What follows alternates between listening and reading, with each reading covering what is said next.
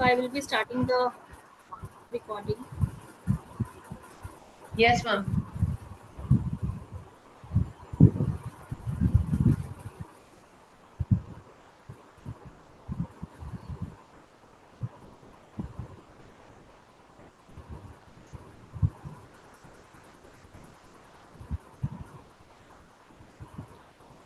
Good afternoon, ladies and gentlemen, distinguished guests and delegates of Ctpd Con Era 2024.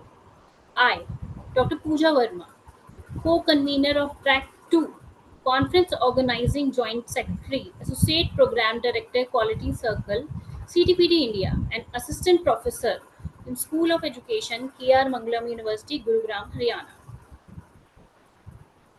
Welcome you all to the second virtual international conference on educational reforms and advancements organized by CTPD, that is Council for Teacher Professional Development, in collaboration with many partners, and organizing partners are KR Mangalam University, Gurugram, Galgotias University, Greater Noida, Uttar Pradesh, Saraswati College of Professional Studies, Ghaziabad, Satyug Darshan Institute of Education and Research, Faridabad, DAV PG College, Dehradun, Uttarakhand, India, Institute of Teacher Education, Faridabad, Haryana, Thakur Shyam Narayan College of Education and Research, Mumbai, Sanjay Teachers Training College, Jaipur, Rajasthan, Social Development and Research Foundation, India, CTEF, that is Council for Teacher Education Foundation,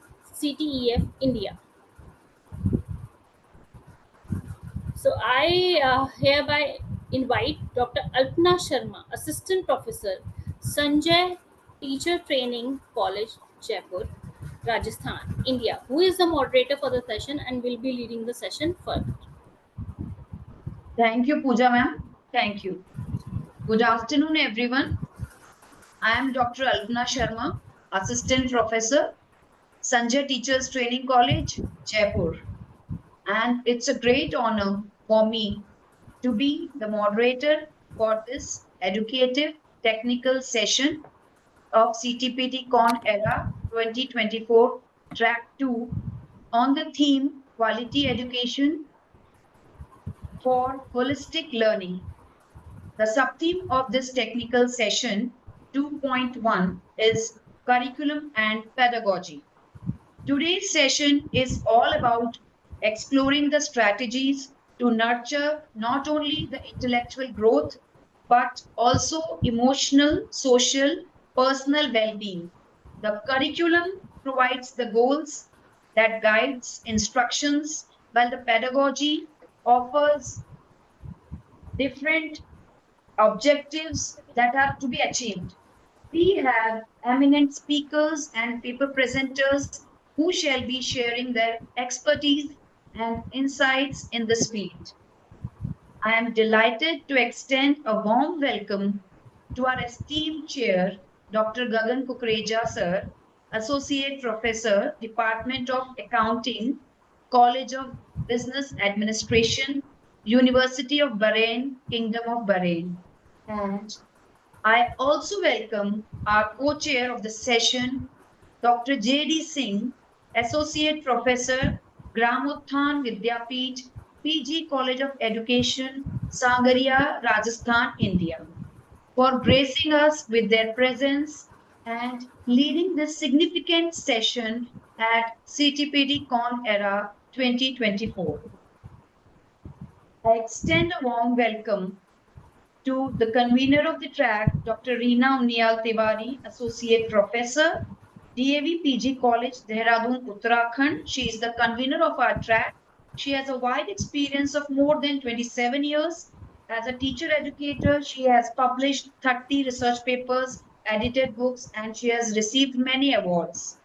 I also extend a warm welcome to our co-convener of the track, Dr. Pooja Verma, Assistant Professor, School of Education, KR Mangalam University, Gurugram, Haryana.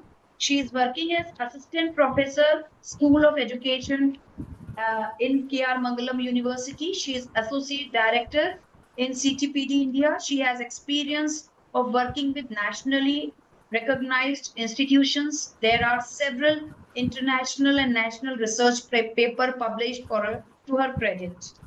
I also welcome executive member of CTPD, Dr. Umesh Sharma sir. Welcome to each and everyone. I, Dr. Alpna Sharma, feel honored to introduce you to our executive member. He is Dr. Umesh Sharma, and he is working as a professor and senior academic consultant with Saraswati College of Professional Studies, Ghaziabad, Uttar Pradesh, India.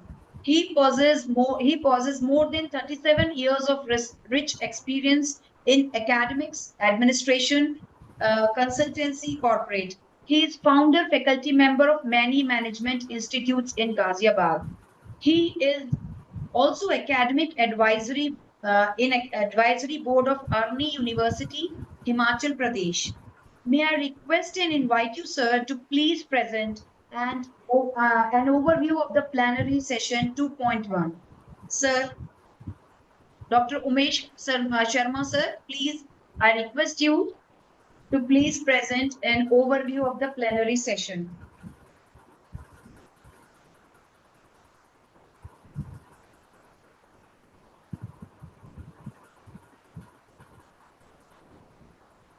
Dr. Umesh Sharma, sir, may I request you, sir, to please present an overview of this session. Hello. Namaskar, Am I Dr. sir.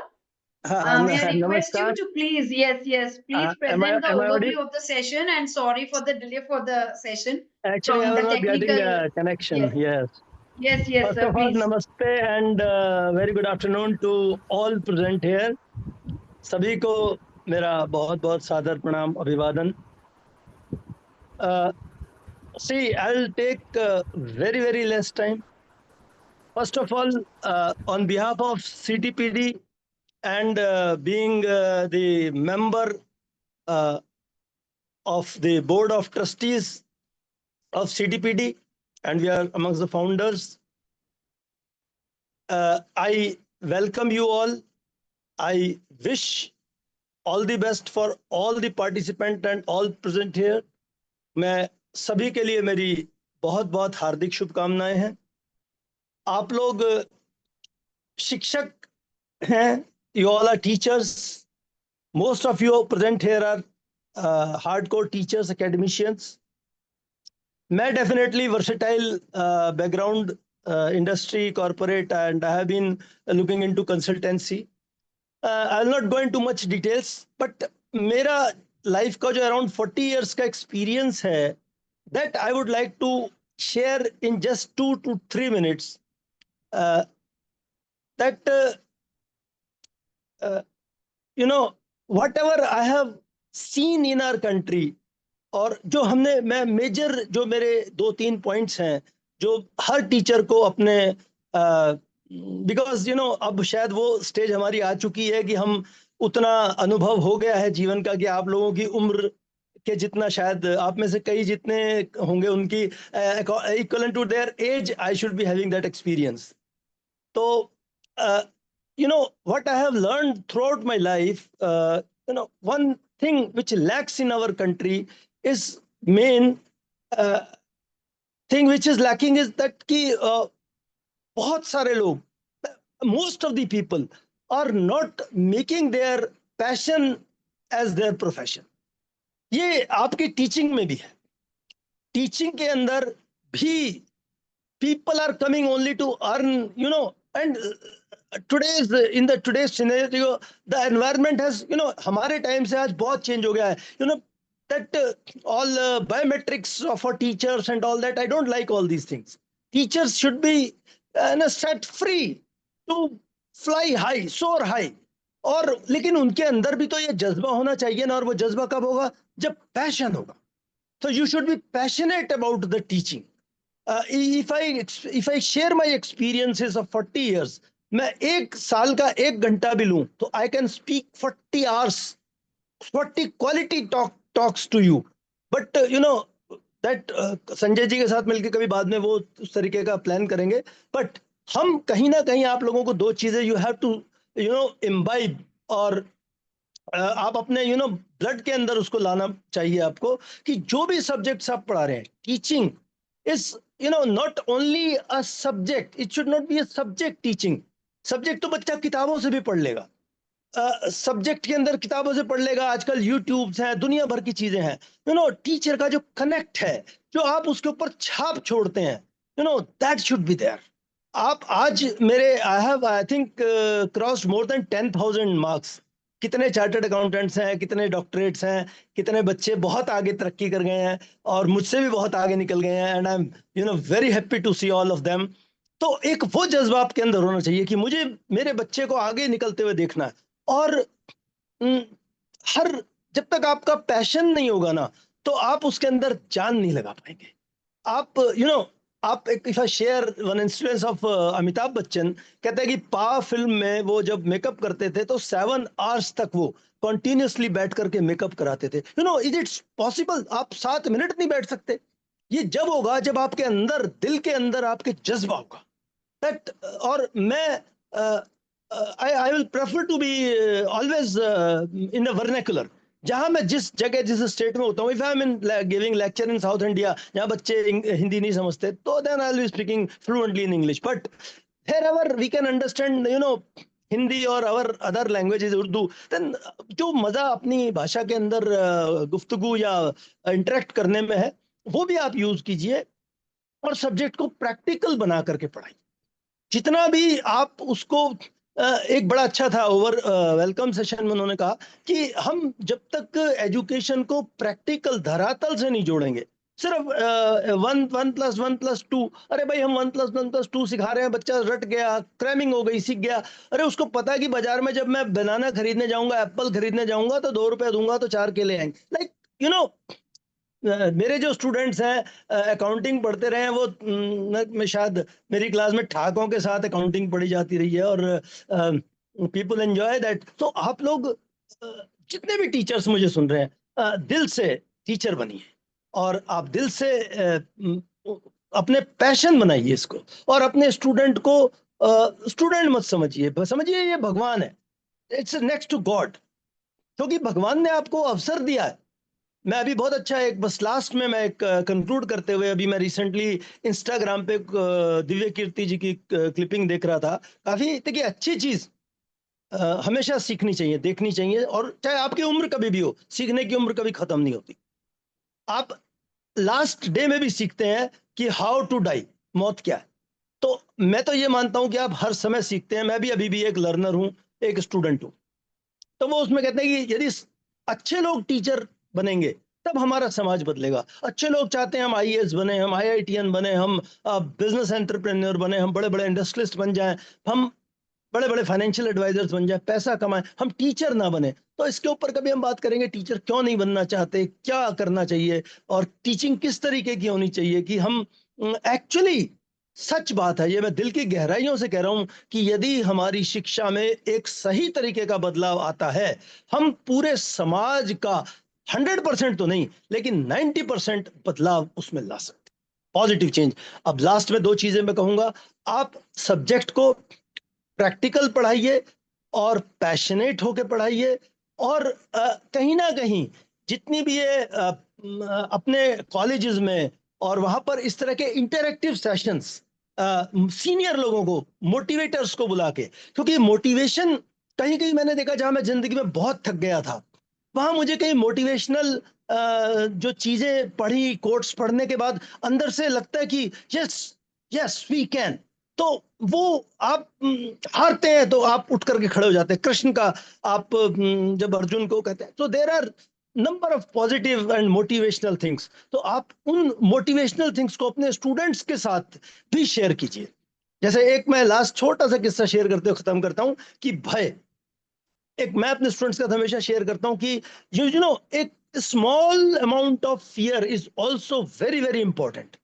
कि आपको भय बिन प्रीत न होत गोसाई, तो थोड़ा सा भय। तो जब अर्जुन का युद्ध हो रहा था कर्ण के साथ, तो अर्जुन उसको मारता था, वो 10 उसका योजन रथ जाता था, और जब कर्ण मारता था तो उसका सिर्फ 2 योजन जाता था।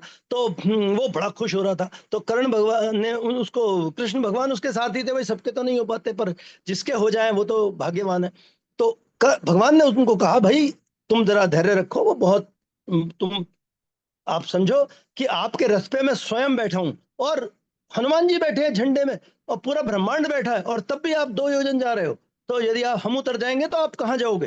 तो तब उसको भय होता है, और वो सारी रात अस्त्र तेज करता है। तब भीम आता है, कहता है, भाई क्या बात है, कर युद्ध है, तुम हटा दोगे, 2 मिनट लगेंगे तुम्हें तो कर्ण को हराने में। तो कहता है, नहीं, ये आज मुझे युद्ध का भय है, और ये भय मुझे सोने नहीं देता, ये भय मुझे अब सोने नहीं देता। और उस भय ने ही उसको और सशक्त बनाया, और वो युद्ध जीत पाया। तो कहीं ना कहीं हम अ, डरे ना, लेकिन पॉजिटिव चीजों के लिए हम थोड़ा सा अपने मन में भय रखें, बच्चों के साथ अच्छी चीजें शेयर करें, प्रैक्टिकल लाइफ शेयर करें, और उनको सब्जेक्ट को उसको मोल्ड करें कि जो लाइफ में ये कहाँ जाएगा। तो बहुत सारी चीजें हैं, मैं तो बहुत बहुत बहुत कुछ बता सकता हूँ, चल सकती हैं, और करेंगे कभी ऐसे सेशंस भी करेंगे। And I again wish you all very very best, to the chair, to the co chair, to the all participants present here, to the moderators, जितने भी लोग यहाँ इस सेशन में हैं, सभी को मेरी बहुत बहुत हार्दिक शुभकामनाएं, बधाई, and wish you all the very very good luck. Thank you very much. Thank you, sir. Thank you so much for your inspirational words. It is really going to inspire all the paper presenters and the participants involved in this session. Thank you, sir. Thank you. Next, thank you.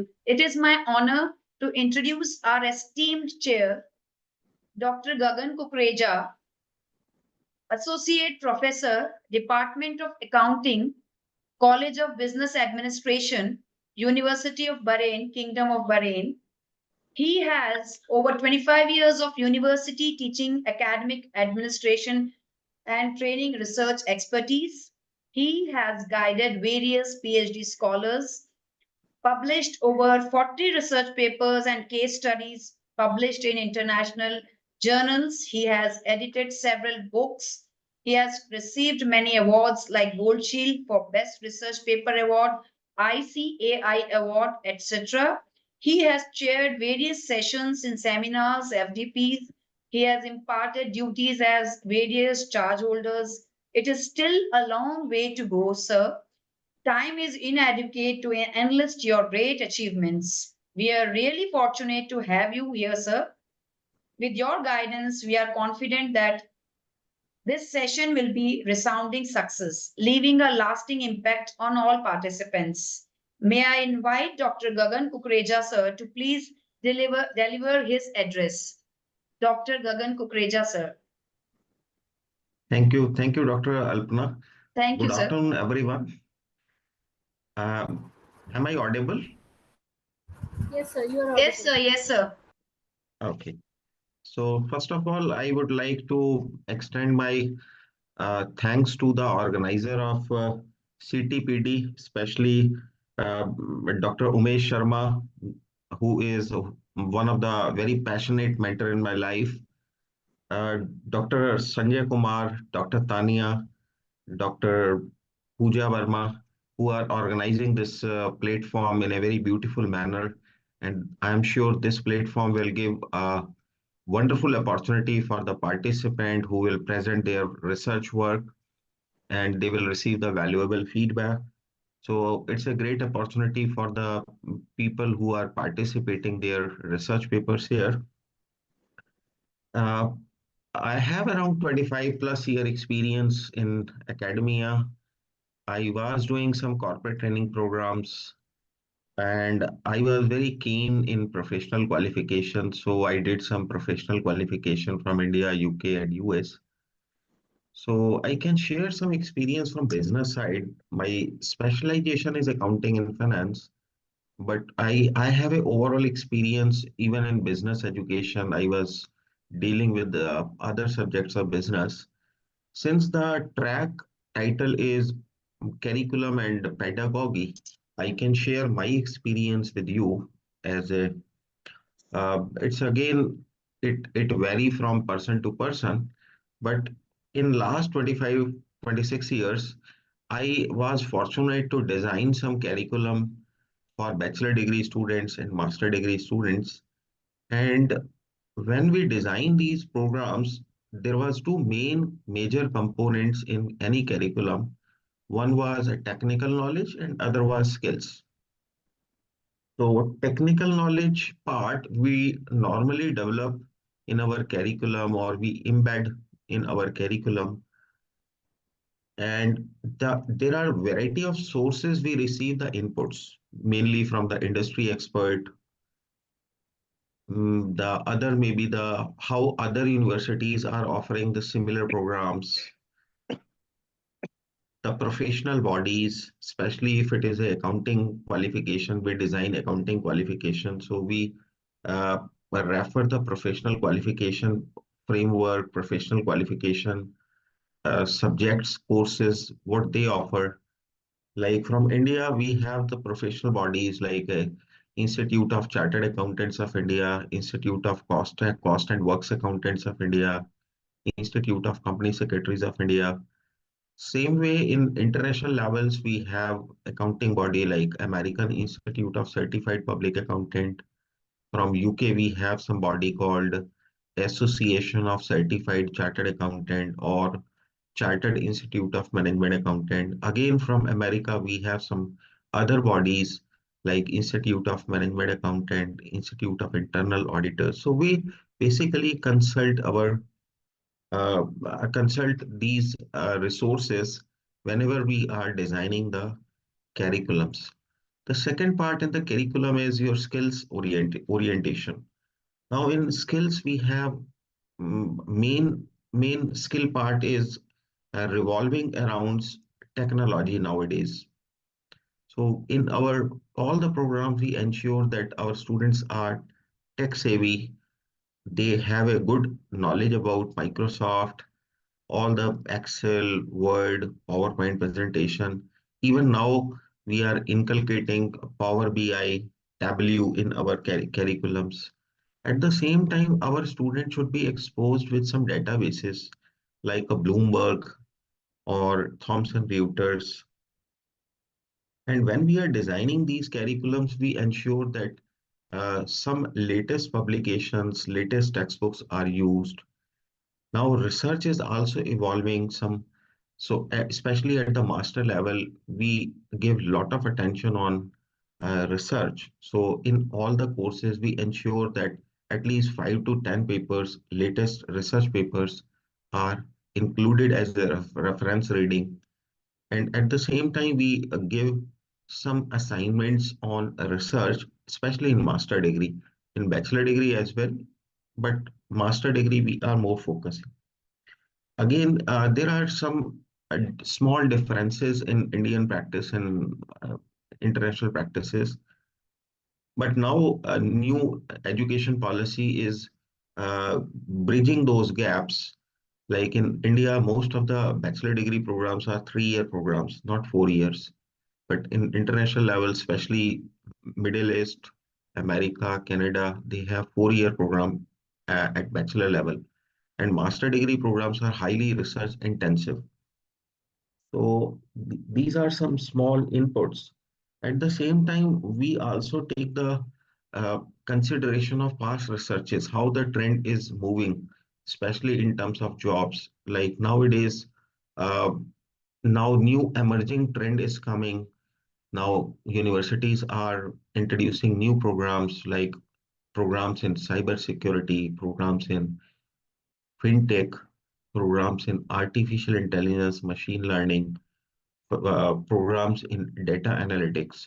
So possibly these kind of new development should be tracked if we are really a dynamic institution and we are really trying to create good employability skills among the students. And nowadays, we cannot really avoid the technology. Now, a lot of resources are available, like Dr. Umesh also mentioned. Now, lots of resources are available on YouTube, even ChatGPT, Bingo. So, the students, we should encourage the students to use those resources because ultimately these are the source of learning. And as a teacher, our role is really shifting from knowledge giver to facilitator. Now our role is to really facilitate in learning. Not We should not do some sort of a spoon feeding. When I was a student 25, 30 years back, that time a teacher was the only source of knowledge. But now we have a different source of knowledge. We can get knowledge from anywhere. So these are small messages from my side, and these are my experience in academia. I hope this experience, this small messages will help the future academicians in shaping their career, in shaping the career of their students and future leaders. So thank you very much. Thank you, sir. Thank you for your insights. Your insights have left an indelible mark on all of us, and it is really going to inspire all the paper presenters of the session.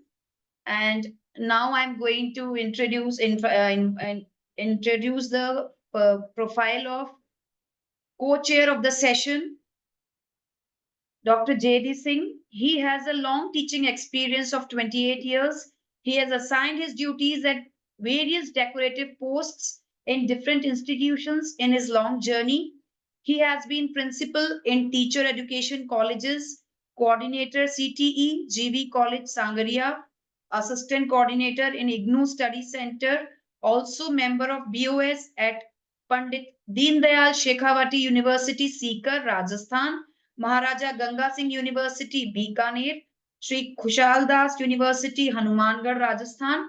To his credit, he has published 12 books, 16 chapters, one in international publication in Germany, 119 articles, 42 research papers, 10 minor research projects, and one major too. 17 scholars awarded PhD under his supervision. He has been awarded with Guru Samman in 2017 and Shikshak Bhushan Award in 2023. It's a long list to go to enlist his achievements. We are really fortunate to have Dr. J.D. Singh. We eagerly anticipate that insights and discussions that will unfold under your guidance. Sir, with your permission, we are going to start with the paper presentation. Chair, sir. We now commence with paper presentation. Let me reiterate and request the presenters to be concise and adhere to the time limit of 5 minutes and to really extending to 7. Otherwise, stick to your limitations of 5 minutes for your presentation. And we are pleased to announce that during the valedictory session of Ctpd Conera 2024 International Conference, Best Paper Presentation Award will be announced from each plenary session. The evaluation criteria for the awards include content quality, clarity of presentation, effective use of visual aids, and time management. I kindly request the chair, Dr. Kukreja sir, and co-chair, Dr. J.D. Singh sir, of the session to submit the name of the best paper presenter from this session to the convener of the track, Dr. Reena Unyal Tiwari, for final consideration at last. Without further ado, I would like to invite Dr. Kukreja sir to officially commence this session. Sir, shall we start with the presentation? Yes, doctor, please, please. To begin with, I invite Ms. Zeba Khan, M.Ed student. Ms. Zeba Khan, M.Ed student, RCC VG College, Ghaziabad, to present her paper. Ms. Zeba Khan. The title of the paper is Introduction to Multidisciplinary Approach in Teacher Education. Yes, ma'am. Good afternoon. Ms. Zeba Khan. Zeba, please keep your camera Yes, on. ma'am. Yes, ma'am. Good afternoon. Good afternoon to one and all present here. I feel very privileged to found this opportunity to present a paper in front of all of you esteemed people. Thank you for giving me this opportunity. So my topic is the multidisciplinary approach to teacher education. As the name itself derives that multidisciplinary, bilingual रखते हैं क्योंकि शायद मैं अपनी बात अच्छे से समझा पाऊँ सबको। Multidisciplinary approach to teacher education, जिसमें सिर्फ एक सिंगल डिसिप्लिन की बात नहीं होती। इसके नाम से ही खुद ही पता चल रहा है कि मल्टी डिसिप्लिन की बात कर रहा है। मल्टी डिसिप्लिनरी वेरी इफेक्टिव है क्योंकि इसमें काफी सारे डिसिप्लिन को हम इंक्लूड कर लेते हैं। एक ही डिसिप्लिन की बात नहीं करते, अब बहुत सारे हम सब्जेक्ट्स भी चूज कर पाते हैं। काफी अच्छा रहता है कि टीचर्स को भी एक ही फील्ड से कुछ चूज नहीं करना होता। फॉर एग्जाम्पल उन्हें साइकोलॉजी, अगर साइकोलॉजी की फील्ड की है तो डजंट मीन कि सिर्फ साइकोलॉजी की फील्ड से ही कोई कंटेंट निकाल सकती हैं, सोशियोलॉजी से और कोई भी स्पेशलाइज्ड कंटेंट से। I want to Zeba, share my PPT. okay, you will be sharing. May I? Yes, Zeba, go ahead. I was asking for the same, that if you have PPT, please upload that. Okay ma'am, okay.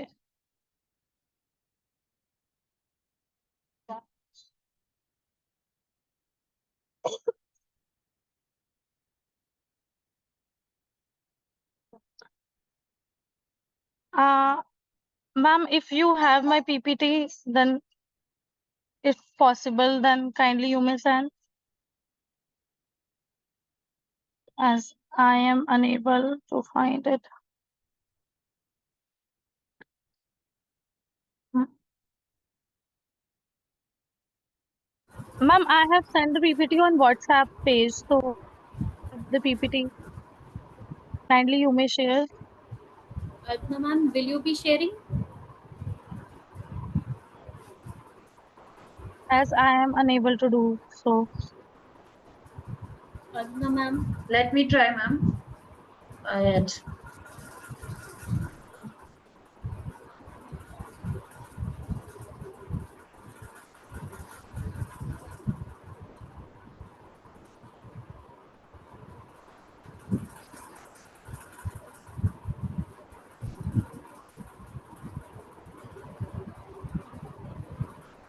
ये desktop कहाँ गया? Actually, what is the name of your file? Zeba? Yes, ma'am, it's of Zeba multidisciplinary approach to teacher education.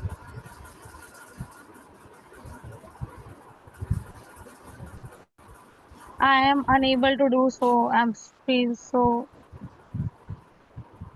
sorry. Ma'am, can I start?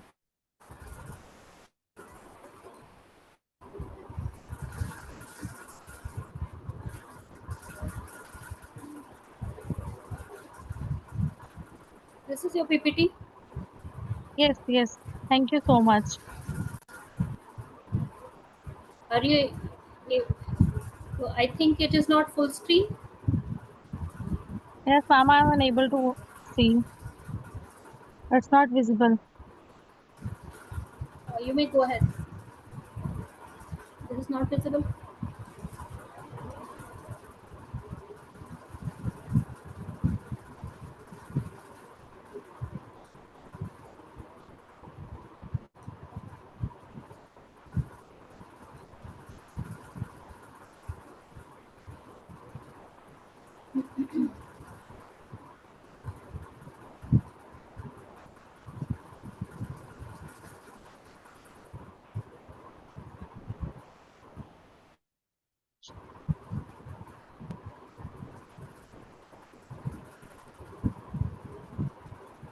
Is it visible now?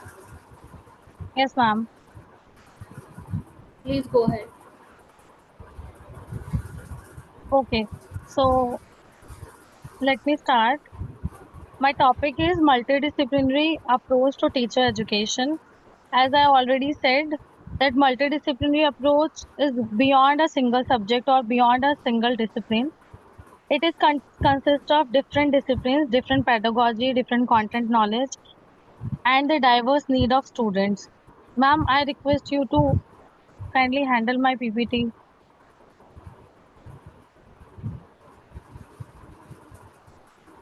Is it moving?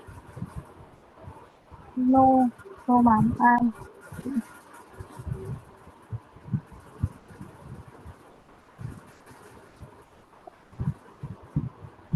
Is it moving now?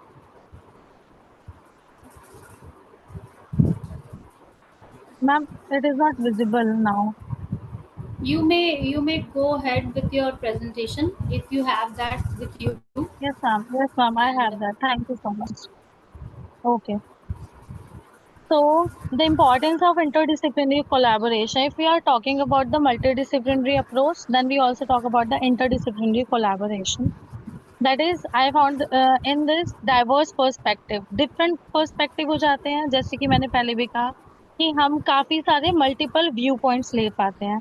Next is holistic learning जिसमें कि हम काफी सारी knowledge को integrate कर पाते हैं psychology से, सोशियोलॉजी से. मैंने अभी भी एग्जांपल दिया था कि अगर हम डिफरेंट डिफरेंट फील्ड से चूज करते हैं अपना कंटेंट, तो वो एक इम्पैक्टफुल लर्निंग छोड़ता है हमारे स्टूडेंट्स के ऊपर, उसका एक इम्पैक्टफुल इम्प्रेशन पड़ता है.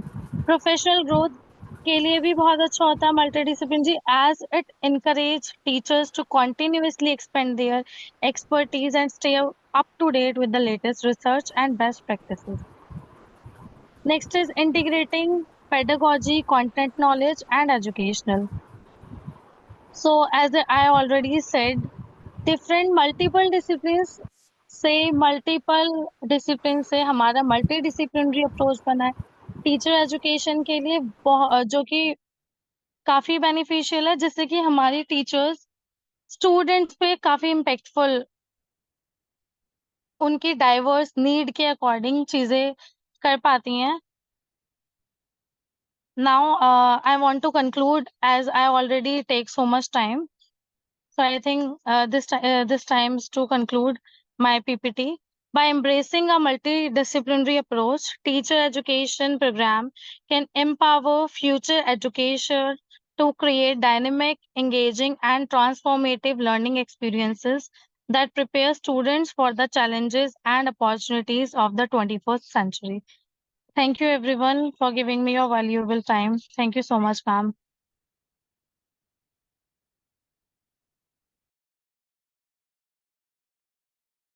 Okay, thanks, Ms. Zeba, for your presentation. Now, next I call Dr. Rafat Khanam. Am I audible to all? Now I call upon Dr. Rafat Khanam, Associate Professor, Swami Vivekanand Subrati University, for paper presentation. The title is Outcome-Based Curriculum Design Process. Dr. Rafat Khanam. Uh, you're the co-host. Please come up. You can share your PPT as well. Rafat, Dr. Rafat Khanam.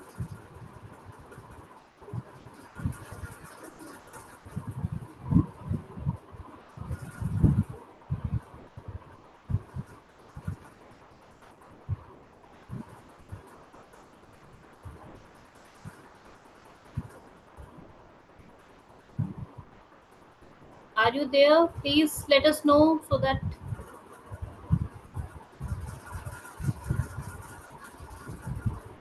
Dr. Rafat Khanam, it's your time for paper presentation.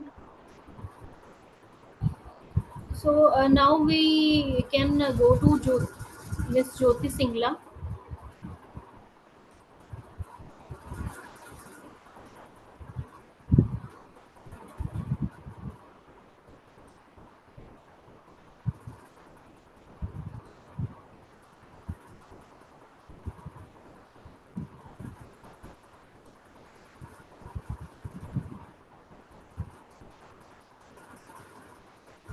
Ma'am, Rafat Khan is not able to on the mic. Actually, she was saying the make her co-host Rafat Khanam. So she was not able She to is the co-host. She is the try co-host it. already. Dr. Rafat Khanam, please try again. You Yes, have been ma'am. made co-host. Yes, ma'am. Thank you so much. Am I audible? Yes, ma'am. Audible. Go ahead. Okay, ma'am. If you can open your camera, it would be good. I have already opened my camera, ma'am.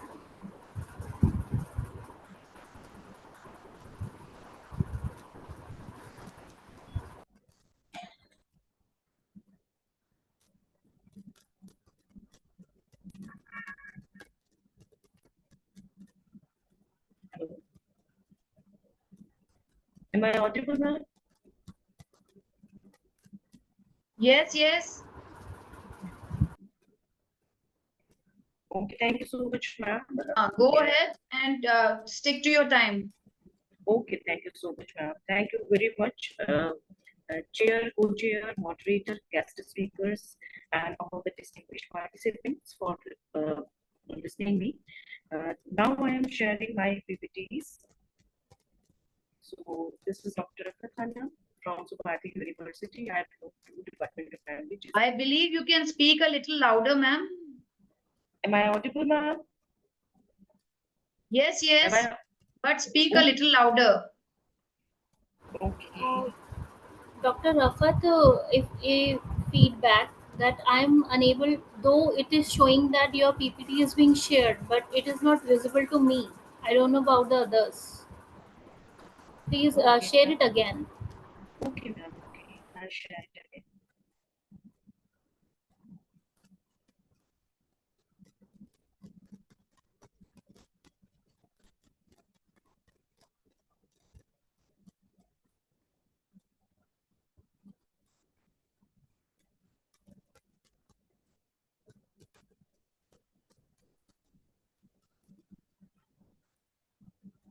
Is it visible, ma'am, now? It is visible. Am I audible too? Yes. Okay, Go thank ahead. you very much. Thank you, ma'am. So I start with the outcome-based curriculum design. So here I discuss about the most important requirement of the graduate and postgraduate curriculum-based design process. Actually, we have designed the process, and it is uh, according to the NCRF and also according to the NEP 2020. Here I discuss about that these higher education institutions are following this outcome-based education extensively because it is a student-centered approach and it is the curriculum is designed by setting the particular objectives of the courses and of the programs, whether it is the law management, graduation, education, or any other kind of. So here this is designed according to the setting the objectives, PSOs, that is program specific objectives, PEOs, that is program educational objectives, and PSOs, that is program specific objectives and course outcomes of the courses. And this approach actually is designed to achieve the educational goals as well as the specific subjective goals.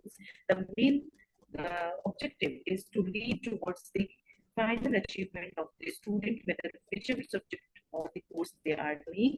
So the objective is to measure the student performance in the results also. So outcome-based education on the objective and outcome of the course. And uh, because it is actually calculated according to the maps, and if the evaluation process is done, if we do not meet the evaluation through the evaluation process, we do not meet the goals, then we find the gap. There is the gap either in the curriculum design or in teaching methodology, in learning methodology, and according to that one, the strategies are planned to overcome the gaps. Here I discuss, I have gone through the literature review, I have read many more, but my topic is quite different to describe the objectives, that is, to enhance the process of teaching and learning as per the outcome-based education and to match our education system with the needs of these stakeholders, whether they are the students or they are the parents or the uh, companies who are looking for the job seekers, and also to make education more applicable and relevant to the present scenario. And that's why the curriculum design process in the OBE environment or learning based framework, I have used the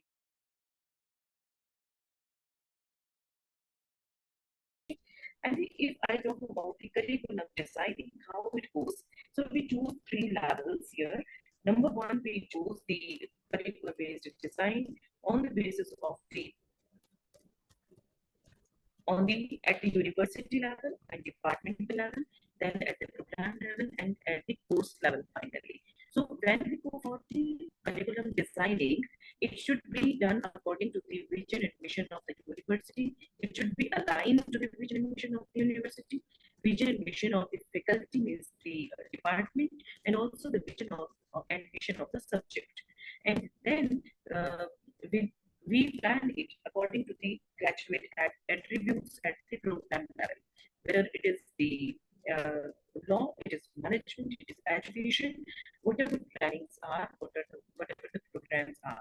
So program specific objectives and the program um, educational objectives are matched, aligned with the course objective, and finally we achieve this target by analyzing or assessing direct and indirect achievement, and that goes 100% by doing 80% direct assessment and 20% indirect assessment. And for it, we have the course objectives and the program objectives, and then we find it in a very true manner. Here I have given you a little description about one of my courses, that is the structure of modern English of MA English, that is the first semester part. Here I have shown you one um, table. There is written, actually this is the mapping process, how we plan, how we understand whether we are doing very well with the education to the student in teaching learning. So course objectives, if we have 5, we have written it above, and course outcomes are to be matched. So here I want to tell you one thumb rule, though this table indicates that every of the course objective is matching with the program objective, but it is quite impossible. The thumb rule is that we always should match it properly, so that if the process in the course is not matching, we should put one single hyphen in that column, in that row. And finally, after discussing, after POs, actually, we match POs, we count POs as 3, 2, 3, 3, and then we, because we 4 COs we have, we divide 4 by the calculative sum of that one, and the average comes at from it. And this is how we do it. The criteria of the assessment process goes on like direct assessment is the university examination, that is usually we have 70%, and the 30% is our sessional examinations in all the most of the examinations. And indirect assessment comes through the course exit survey. So we plan it, we receive it according to the attainment level. If the student, 60% of our students score 60% marks, we give them one level. If they achieve 70%, we give them 70% student if receive 60% marks, 2 level, and 80% students if receive 60% marks, 3 level. The same goes in sectional examination. This is the assessment value with what we do. It is a little calculated, and I hope 5 minutes are not more than sufficient for me, but still I try to sum it within the time. And then we have the course exit survey. It means we send it to the stakeholders, and then they, on the basis of the curriculum design, they give us the feedback. If we receive 60% students have given uh, the feedback, and they just vote becomes 1, 2, or 3 accordingly, and then accordingly we plan it. I can tell you about it. If we receive the students are receiving in sessional examination, that is 60%, and 100% students are securing in end semester examination, 100% students, 60%, then the attainment level comes 3, and then we calculate it accordingly. Internal assessment 30, because 3 is the calculation time, this is our attainment value, and we multiply it, so 9 comes in the external. When we 70% students are achieving 3 criteria, so 2.1, and then we calculate both sessional and external examination, and then attenuate means 80% direct assessment comes like 2.4 value. And this attainment value is capped in such a way as you can see in the calculation period. Same we do of all our subjects. So if we have, for example, if we have 15 subjects in master's degree program, for example, in MA English, if we have 16, 4 in each, means 16 subjects in one. So all the 16 courses are calculated by the mapping of the PO with the zero, and then the calculation comes after summing it up. The PO attainment through the result, as you can see in this screen, has come in the as the average by calculating it. And then 80% of that value of the attainment level is calculated, and the alumni survey we do, the students who have passed from our university, we get feedback from them, and then 10% of that one is also written over there, and that's how we receive the employer satisfaction survey, professional survey, that is again done, and 10% we calculate. It means the 80% we receive from the attainment through the result, and 20%, 10 from alumni, 10 from employer profession, we receive it, and then the calculation point you can see, and after all, overall attainment value we receive. And then we minus our target value by calculating all this digit of PO attainment to the result is done as minus from the target value, and the result comes like that. And finally, Ma'am, please try to be concise, ma'am. Ma'am, I'm just finishing it up. So finally, we received that, as we have received the good results, and we can say that POs, if we find no gap in our subject, we find that there is the revision of the code. If there is a gap, we find that the modification in our POs is necessary because result was 100%. Only these POs are to be done. That's all. I hope that people, those who are from the field, may have got the idea what I have discussed. Thank you very much.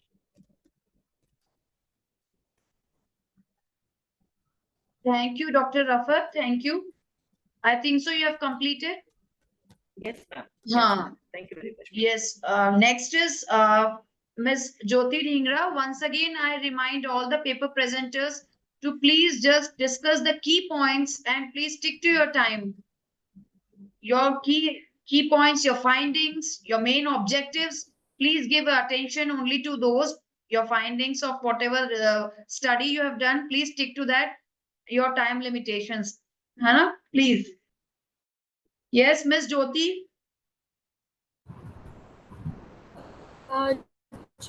Ms. Jyoti, Dr. Reena, you are the she has joined the co-host. session. You may unmute She is yourself. the convener of the track. Sorry to interrupt. Welcome, ma'am. Reena, ma'am. Welcome. Thank you so much, ma'am. Maybe we have very less time left, so ask the participants to present in a short time.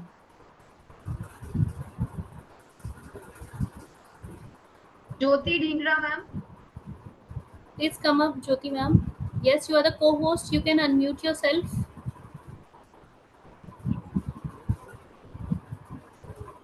Okay, I think actually there are, I joined from the two of my devices. That's why the thing happened. I just share. You want your other device to be Yeah, I your want it. co-host? Yeah, I want it from my other device if possible.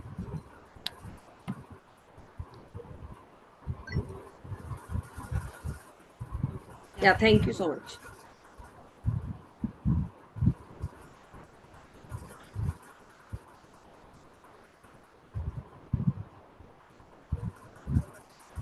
Is my screen visible now? Yeah, thank you. So, title of my paper is like, just wait. I don't know why. Yeah, title of our paper is Insights into Mentorship. We are exploring various perspectives of the Delhi government teachers on mentorship program. I am presenting this paper with my co-author Shelly Chaudhary. So as we know that change in education is very significant and it continue to change, and constant change is constant and essential factor in the life. Societal changes necessitates reforms in various fields, including education. Educationists also must adapt curriculum and pedagogy to reflect these changes. Teacher education as per NP in 2020, para 15.1 says that teacher education is crucial for creating a skilled pool of school teachers, and it also emphasizes the need of multidisciplinary perspectives, values, and practice under expert mentors. Teachers should be rooted in Indian values, languages, knowledge, traditions, while staying updated with the educational advancements. National Mission for Mentoring, which is specified in para 15.11, it says that a national mission for mentoring shall be established with a large pool of outstanding senior retired faculties, including those with the ability to teach in Indian languages, who would be willing to provide short and long-term mentoring professional support to university or the college students, even the school students also. Daily government mentorship program, before this recommendation, that is NMM, Delhi mentorship program has been started in Delhi in 2016. Delhi government launched the mentorship program under the intervention Pragati, aimed at enhancing the quality of education in the government schools. This initiative was a part of the broader strategy to improve teaching learning practices, students' outcomes through structured support and professional development of the teachers. Mentor teachers were selected based on their expertise and tasked with providing academic guidance and support to the teachers with their assigned clusters. MTs usually report to the OSD, that is the OSD school branch, and are connected to the DICE, that is district centers for academic support. Comprehensive training includes an 8-day residential camp and then monthly capacity building sessions. MTs act as a resource persons in SCRT workshops and participate in exposure trips also. So we decided to start a research to know the perspective of the teachers, what they think about the mentorship program. So here is few literature reviews that we considered while planning for our paper.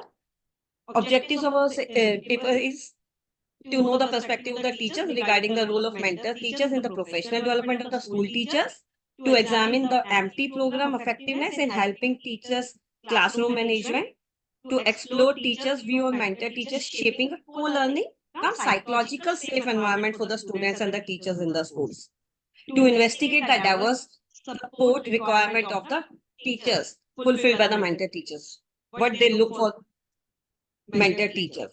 For this, we took a mixed method approach to look into the effectiveness of the mentorship program and to collect both quantitative and qualitative data on teachers' perspective. We researchers used a survey method using Google Forms, which was floated among the government schools of various districts of the Delhi, and then conducted the interviews with few of the teachers, and the surveys was completed by 215 teachers in total, representing different districts and teaching having different teaching responsibilities, PGTs, TGTs, and Jyoti ma'am, PRTs. Yeah. your voice is echoing. You can volume down, or you can mute your other device, Okay. because both the devices are reflecting your voice. Okay. Yeah, it can be. Just hold. Ah, I just unmuted that also. Now is it fine? Fine, it's fine. Yeah, thank you so much. Actually, Pooja ma'am, I just want to invite my co-author for the next slide. Will you be able to unmute her? Or do I continue? Her name? Shelly Chaudhary.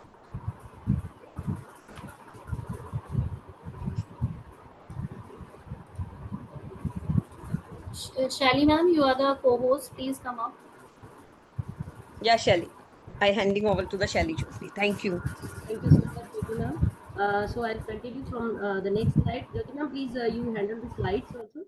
So based on our objectives, we have conducted the Google form constructed Google form through questionnaire, and जो हमारा first objective था वो objective इन 4 question से cater होता है। And you can see at the screen कि जो 91% teachers है, 91% टीचर्स जो हमारे उन्होंने एडमिट किया, they have admitted, just a minute, they have admitted that teachers feel empowered with the execution of this program, unko academic support mil raha tha. They also, and 92% teachers admitted that mentor teachers helps them to equip with different innovative effective strategies and activities under the other resources in during teaching learning processes. Also, the subject specific sessions conducted and facilitated by mentor teachers will help them to enhance their ability to engage students in the teaching learning process or pedagogical process. Also, they accepted that the faculty meetings which they have conducted in their schools become more fruitful and more effective discussions over there in the presence of mentor teachers. So in continuation, our second objective was catered by these 4 questions. Next 4 questions, Jyoti ma'am, continue please. So our second objective, you can see here majority of responses in all the 4 questions, 91 to approximately 90 to 92% teachers admitted that mentor teachers helps to create opportunity to share and learn from each other. They also supported teachers to deal with the classroom challenges and situations. Sometimes there are some challenges, and the strategies told by mentor teacher help them to cater these challenges. Also, mentor teacher understand the academic needs of the students as well, and also the strategies told by mentor teacher helps to increase the student participation as well in the classroom. Next, our third objective was catered by these 4 questions. So that was related to the psychological safe environment in the schools, and all these 4 questions, the graph represents that majority of teachers, and approximately you can see 91%, 93%. Ma'am, sorry to interrupt, but please tell me about your findings. You can discuss the findings, what have you? Yes. Regarding that, you speak up, ma'am. Due to the time limitations, what are the findings? You tell about it. The findings, I'm showing these findings through the graphs presented over here. These are the responses from the teachers through when we communicate with them and when we float the Google form with them. They admitted with these questions, they responded in these questions. जो आपके सामने यहाँ पर ये questions नजर आ रहे हैं, इनमें ये सारी चीजें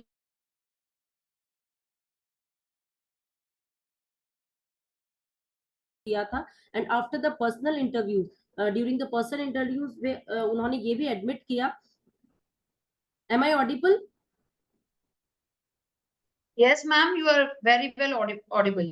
So during the personal interviews, they also admitted that the mentor teachers always support, and the feedback is also given by mentor teachers to the teachers. So everything, this is our findings. ये तीनों जो slides मैंने आपको show की यहाँ पर, ये हमने find किया इस research के दौरान कि teachers ने इस चीज को admit किया कि this programs helps in their pedagogical skills, to enhance their pedagogical skills, and also the classroom teaching learning processes, so that the जो एकेडमिक आउटकम्स है, एकेडमिक लर्निंग आउटकम्स जो सेट किए हैं उन्होंने एकेडमिक सेशंस के लिए, they will able to reach achieve these learning outcomes.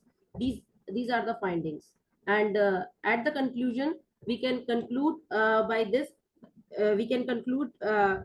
that mentorship program is an effective program to enhance the pedagogical process, and it helps to create an academic learning environment in the schools which helps to achieve the academic outcomes.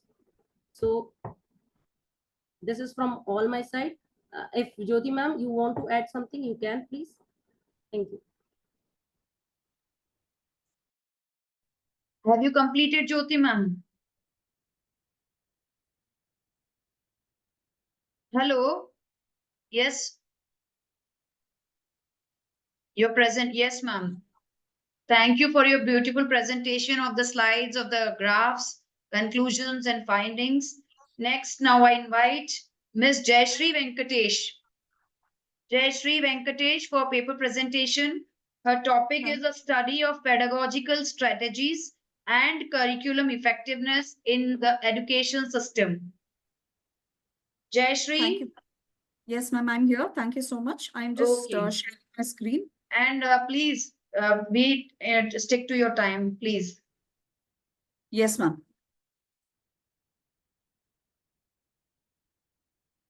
Please let me know if you can see my screen.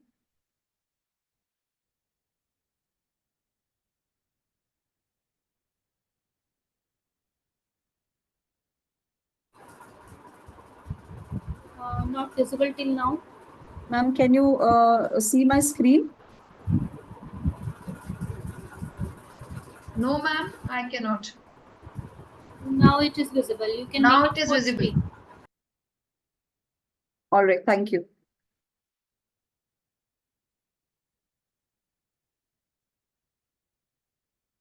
I am putting it on the slideshow. Is it still visible? Yes, yes. All right, thank you so Go much. ahead.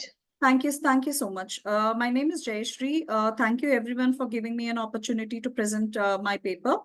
As shared, my paper is about the study of pedagogical strategies and curriculum effectiveness in the education system. So I would like to introduce by saying the reason for me to select, because I myself being in the education sector, I felt that there are a lot of strategies. There are a lot of schools where we are still, using the traditional approach of teaching. And with NEP coming into play, there is a lot to learn with respect to pedagogies and the strategies that we can bring into the classroom. Having said that, we all know that curriculum is what we have to teach, which aligns with the standards of that the NEP provides us. And the pedagogy is how we plan to teach the curriculum in the schools, in the education sector. Now, these are the five main criteria that I have kept in mind, which I would be talking about in detail in the upcoming slides. The objective for me here is to examine the pedagogical strategies where it is not restricting only to the curriculum or the way we teach, where we can use multiple methods to bring in to teaching, which is project-based learning or inquiry-based learning, keeping in mind the differentiated instruction, the different set of ability students that we have in the class. How we align the curriculum with the academic standards, with keeping multiple cultures in mind, the different various assessment methods that we can adopt rather than just restricting ourselves to a traditional pen and paper method. We have to cater to a student-centered approach, not just a teacher-led, where the teacher comes into the classroom and then teaches and goes. But rather where you involve the students in their learning themselves. Assessing the student outcomes, the student should be aware of why they are learning, what they are learning, and aligning it to the outcome, which that is where the students are going to retain what they have learned.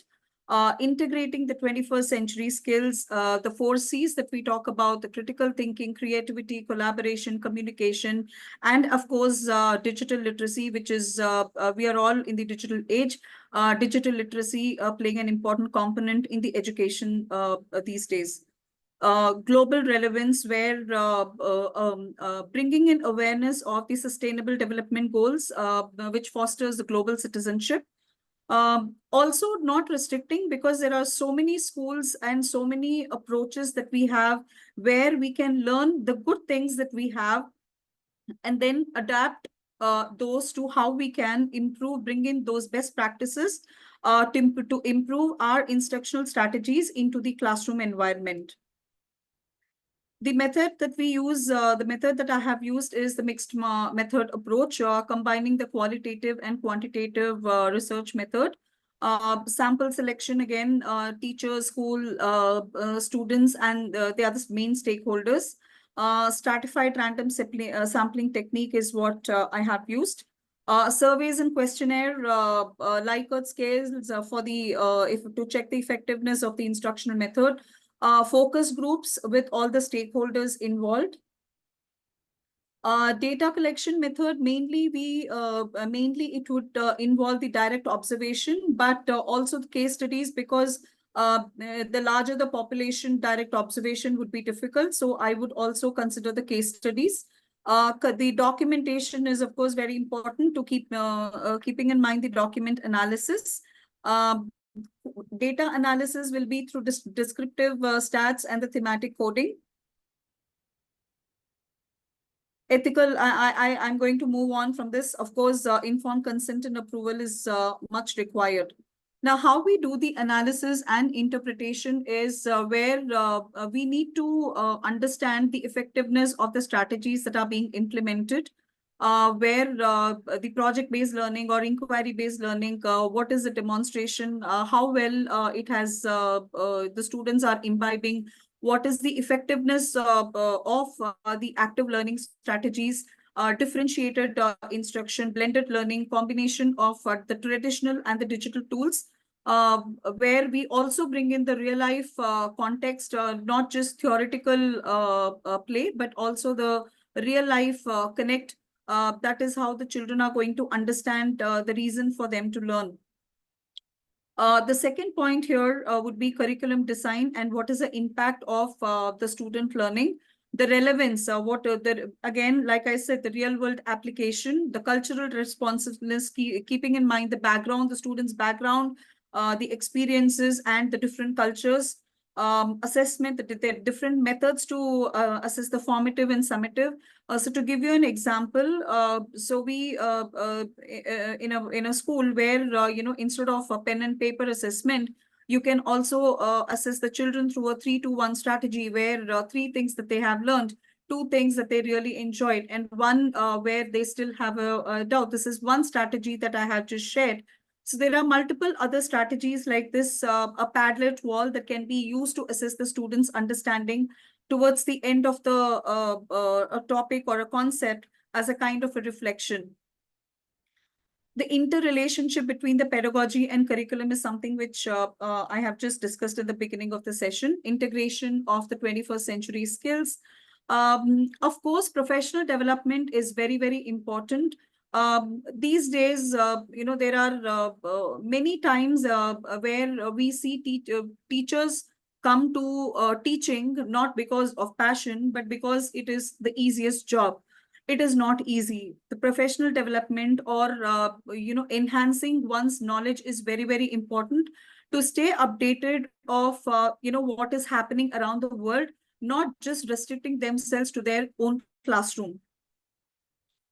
I would conclude, these are all the conclusion where the integrated approach between the pedagogy and curriculum is very, very important for students' growth. Effective teaching to make the learning engaging and relevant. The first 5 minutes is what engages the student. If you lose the children within the first 5 minutes, the whole they are not going to listen to what you're actually being there for. Incorporating the 21st century skills, sustainable development goals, fostering the global citizenship, diverse approaches like project-based learning, inquiry-based learning, keeping in mind the multiple intelligences, the VUCA and all, social emotional learning to support the holistic environment, professional development for teachers, and innovative educational policies which would help with the teachers' training. So these are the references from where I have taken I've taken help from. Thank you for giving me an opportunity. I hope I have kept the time limit. Yes, very nice presentation. Thank you, Jayashree ma'am. Thank you, ma'am. Next, I Excuse me, Alpana ma'am. Maybe Yes, ma'am. Dr. Gagan Kokreja is leaving now. He has got a prior engagement. So, sir, are you there? Dr. Gagan Kokreja?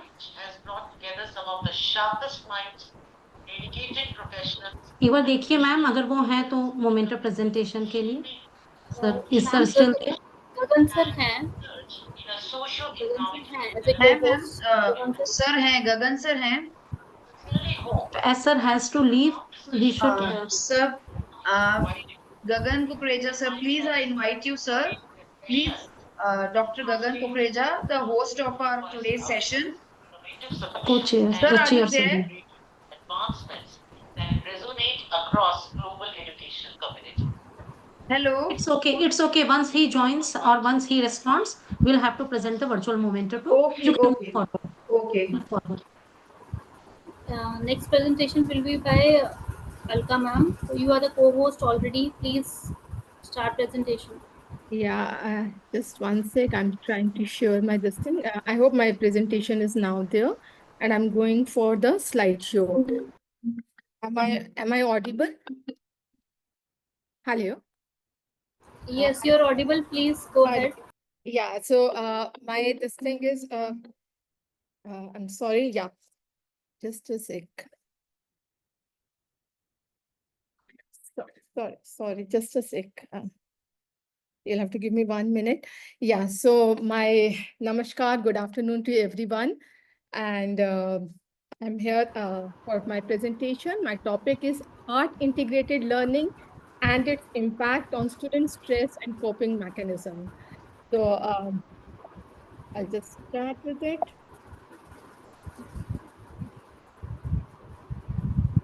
I am not able to move further.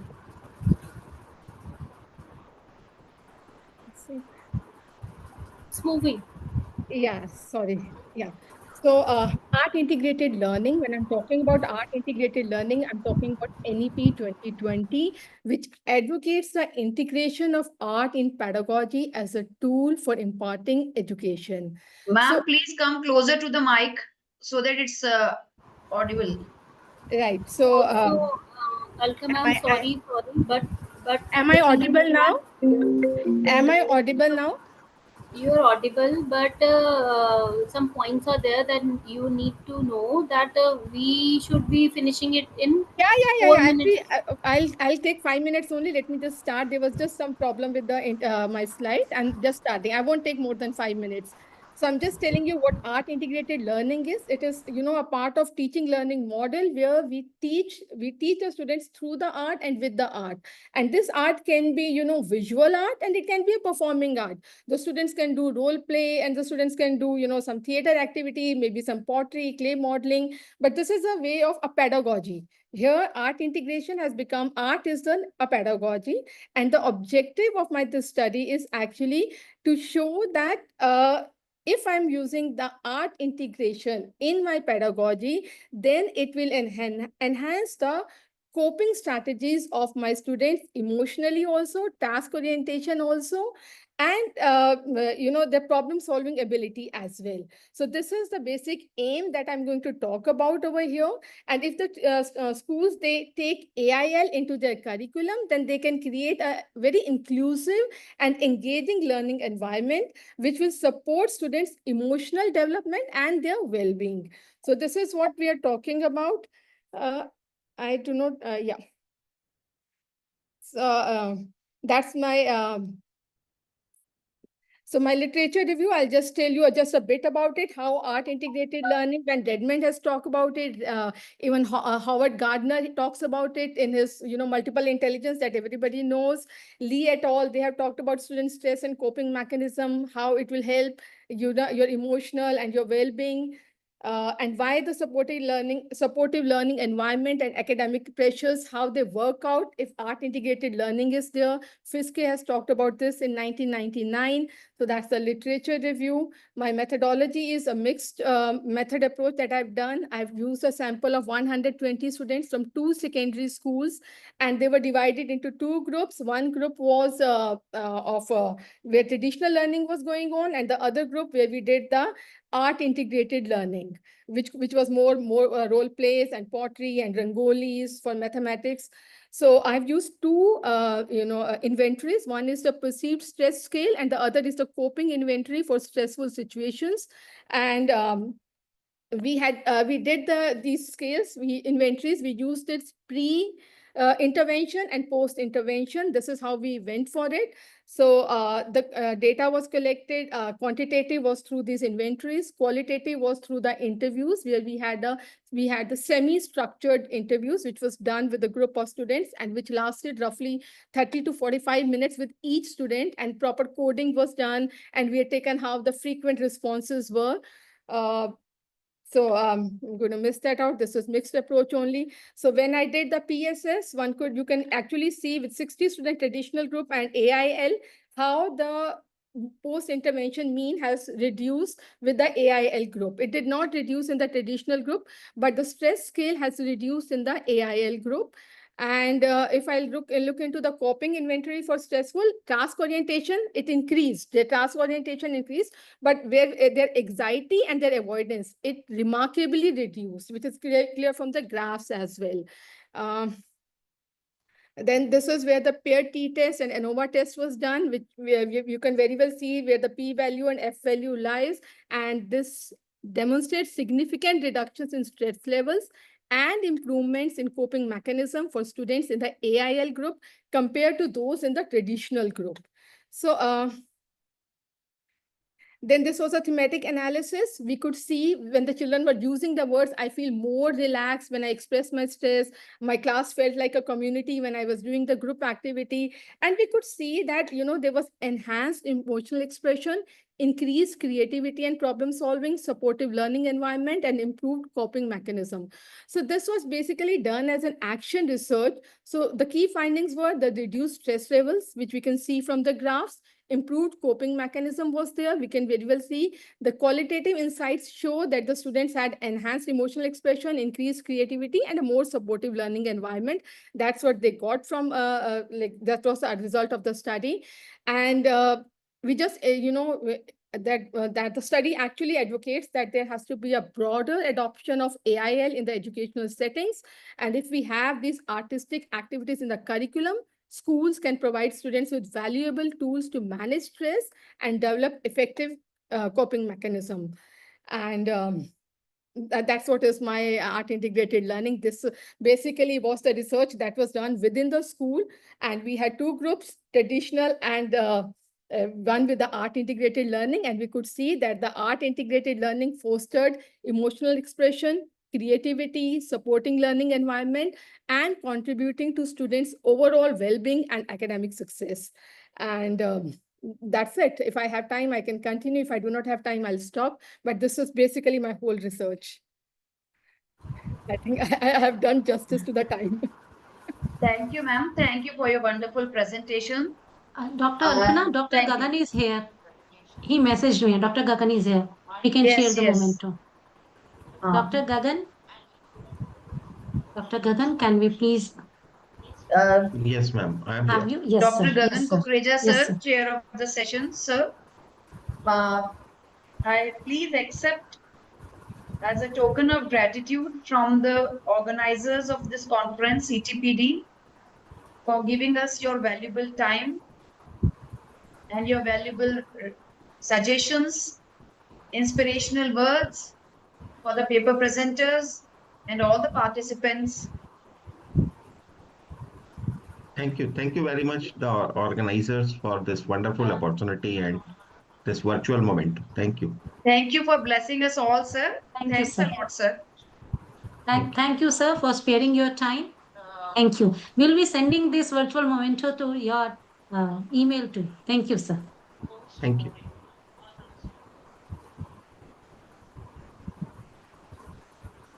To continue with the paper presentation Yes, session. Please proceed. Please proceed and make it short and precise. All the presenters. Next, I call upon, I have to take Miss Rukmani, and along with her, Dr. Megha. Miss Rukmani is Assistant Professor, Thakur Sham Narayan College of Education and Research, Mumbai, Maharashtra. In between, yes, next is Miss Rukmani. Rukmini ma'am, you are the co-host. And thank you, ma'am. I hope I'm audible, ma'am. Please make co-host to Megha ma'am as well. Just after this, Sarah ma'am, please keep yourself ready.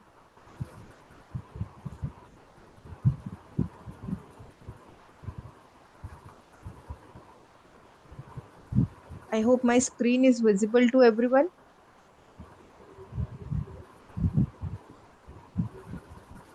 ma'am, you may remove your backdrop because it is Okay, I'll do that. I'll do that, ma'am. Once Megha ma'am starts the presentation, I'll do that, ma'am.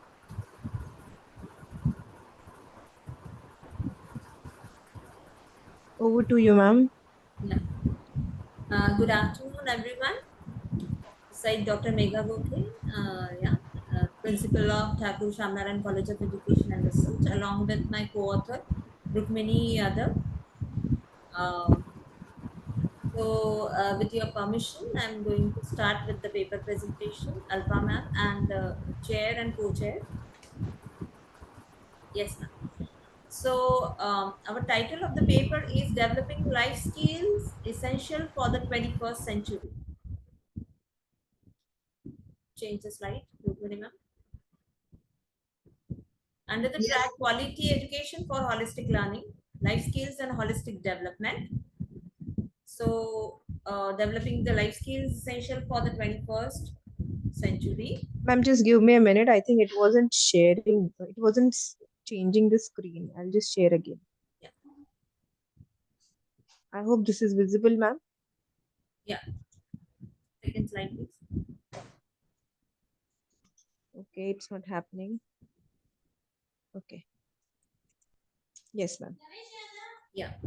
To introduce with the topic, how the quality education and holistic development are both important for a student's overall growth and success. So, for what are the different things coming in the holistic development, such as overall development of a child, or we focused on B.Ed students. So, as a B.Ed students, what is actually expected from the society for B.Ed students? So it prepares students to face the real world challenges by nurturing their intellectual, emotional, social, and physical development. So the various life skills of 21st century includes self-awareness, analytical thinking, problem solving, and social skills. So these skills prepare students to be responsible, self-dependent, and disciplined. So what are the different life skills education fosters personally and professionally for the success in an ever-changing world are, next slide please. And these are the aims of our study: developing essential 21st life skills among BA students, equipping the students to face real world challenges and problem solving. The objectives of this paper is to build the capacity in BA students, demonstrate 21st century skills, to develop the strategies to support teachers with the implementation of these skills. The rationale of the study is how the life skills help the students become responsible, self-reliant, and disciplined, and how the life skills education ensures holistic development, preparing students for the modern world. Methodology of our study is we use tool as a questionnaire, and the method is used as a survey method, and sample is 50 students of B.Ed college. So now over to you, Rukmini ma'am, to continue with the same. Rukmini ma'am, before starting, I should be saying that you should be concrete and you should be briefing what were the findings of the study. Only focus on that. Thank you.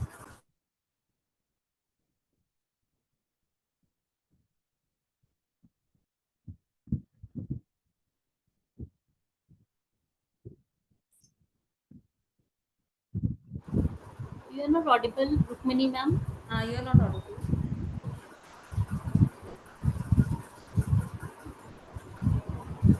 Not audible.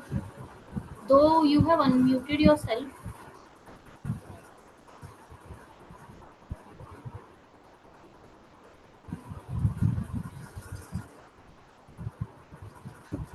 You may disconnect your earphones.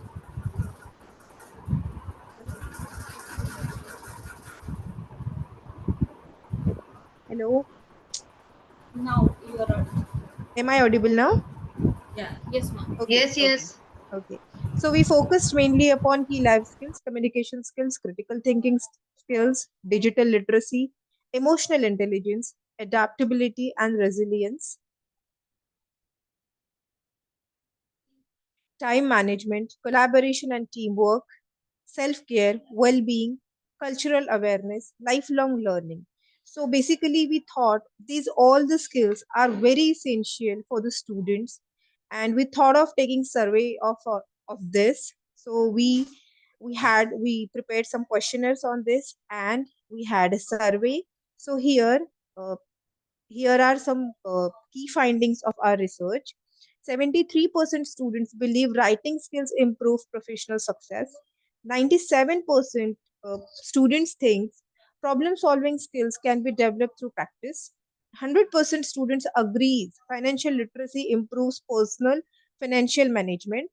94.6% agrees empathy is crucial for the interpersonal relationship. 97.3% students believe adaptability is important in a changing world.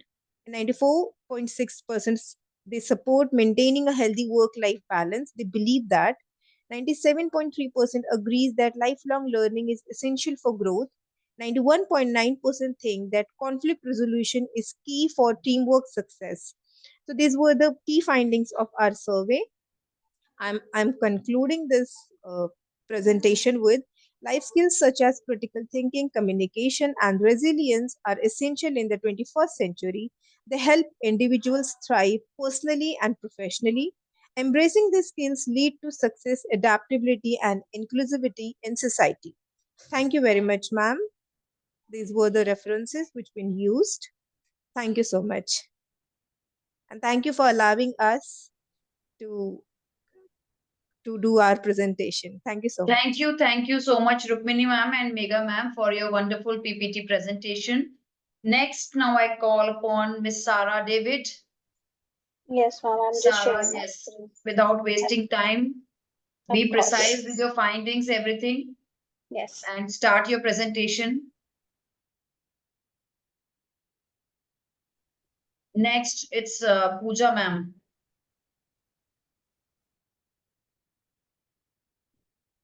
Okay, I hope my screen is visible now and it's full screen.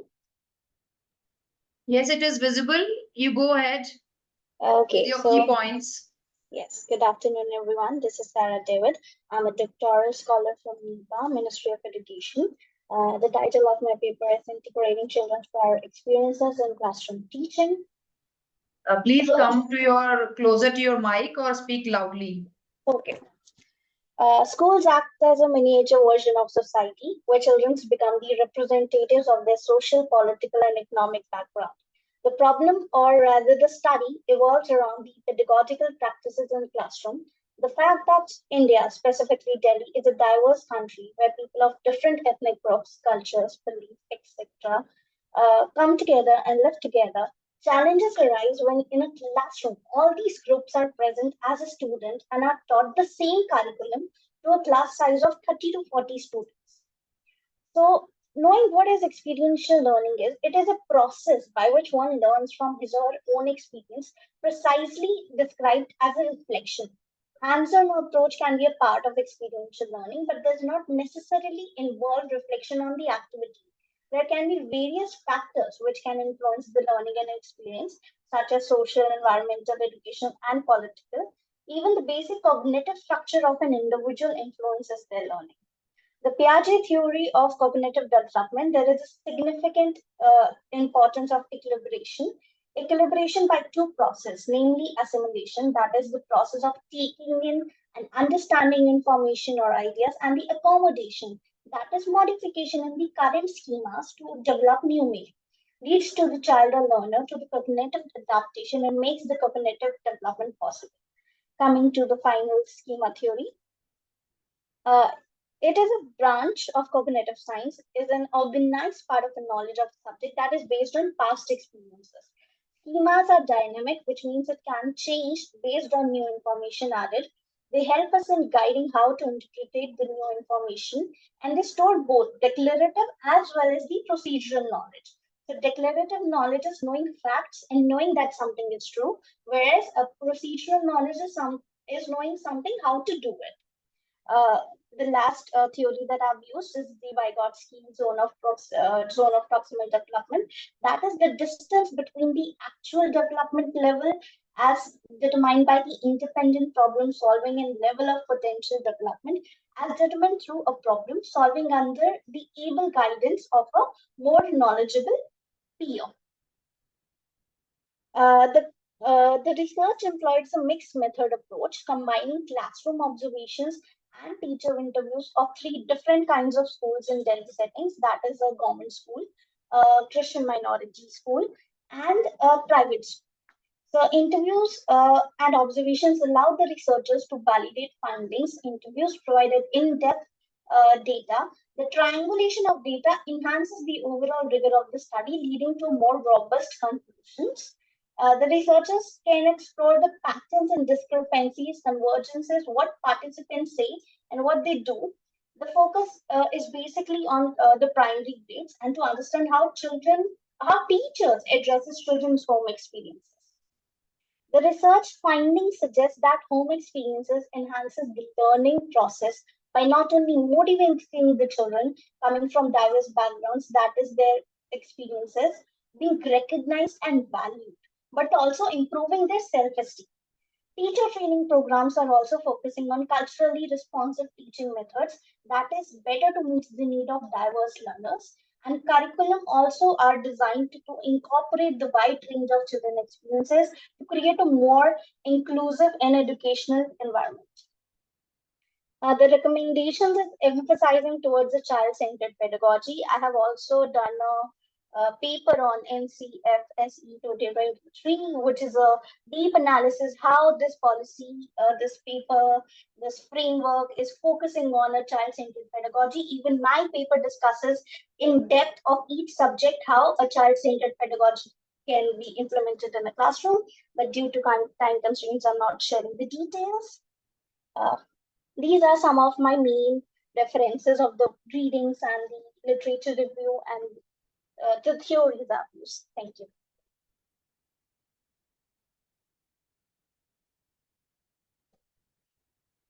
Okay, nice presentation, Ms. Sarah. Thank you so much. Next, I invite Dr. Pooja Verma for her paper presentation. Dr. Pooja. Yes, ma'am. You should be telling that my PPT is visible on.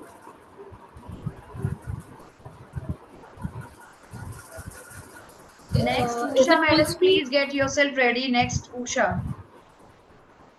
Is it visible full screen? Not full screen, but slides are also seen. Still it is visible.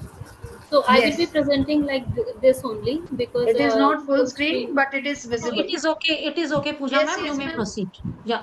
So it is my paper is about empowering marginalized communities through service learning, best practices, and impact assessment.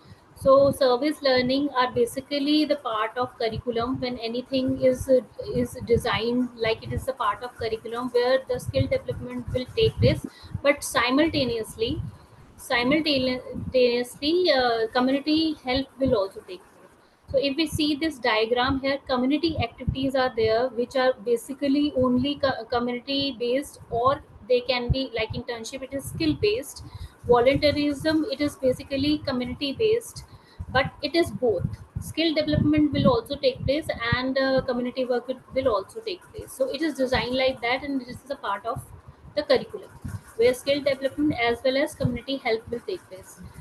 Like in KR Mangalam, we have B.Ed and BLed students. Here we do some community, not community work, but yes, service learning is the course we have in our syllabus, in our curriculum. So under which many activities are being organized by the students. Like we are sensitizing them about the road safety. We are sensitizing about the cyber security, yoga practice, literacy work, digital literacy, some important information about voting and voters. So like that, key theories. It is not only just the practice that is being done by us like that, but it is based on some theories like Dewey's theory, which says that there is a kind of experiential learning in our curriculum.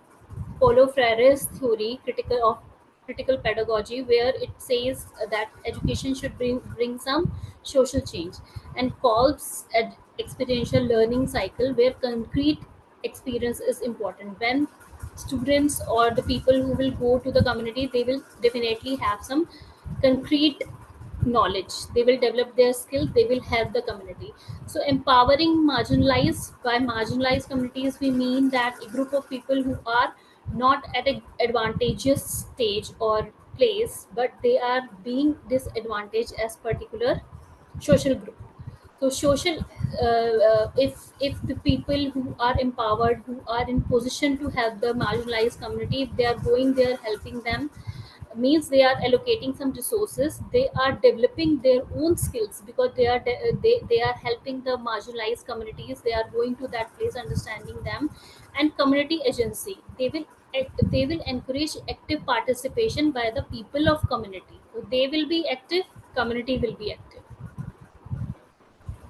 But certain challenges will be there when both will be working. Community के भी कुछ thought process stereotypes होते हैं, और जो individual institution से as a skill development के लिए जा रहे हैं, उनके भी स्टीरियोटाइप्स होते हैं, that they can cause some clashes.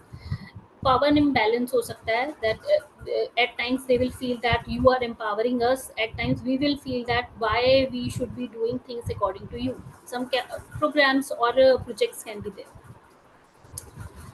Best practices can be in the service learning, community centered projects. Certain projects can be there where we will realize what are the problems of that community, and we will try to overcome with the help of that community itself. Emphasize on reciprocity, means mutual benefit should be there, not only one party should get benefited. Reflective practice, so not only doing things but reflecting on that is also important. Long term commitment, so it should not be like that we are going to a community helping them about something, but we should do it on the regular basis. Like KR Mangalam has already adopted the villages which are around the university, and we are going regularly to do the community work and service learning. So impact model means outcome should be visible, outcome should be evaluated, process should also be evaluated. Not only we will go to the end and then realize that, oh, we have not done correctly, but process should also be evaluated. Participatory evaluation, not only the institution or the people who are involved in service learning, they should evaluate, but community should also evaluate that you are doing something about us or not. So concluding remarks are like that: service learning is a powerful tool for empowering marginalized community. It should be thoughtful, it should have a kind of social justice, it should be for sustainable development, and all the impactful assessment procedures should be followed, so that both the parties, community as well as student, should develop or should get benefited. Students should develop their skills, community should get benefited and resolve their problems. So these are the references. Thank you.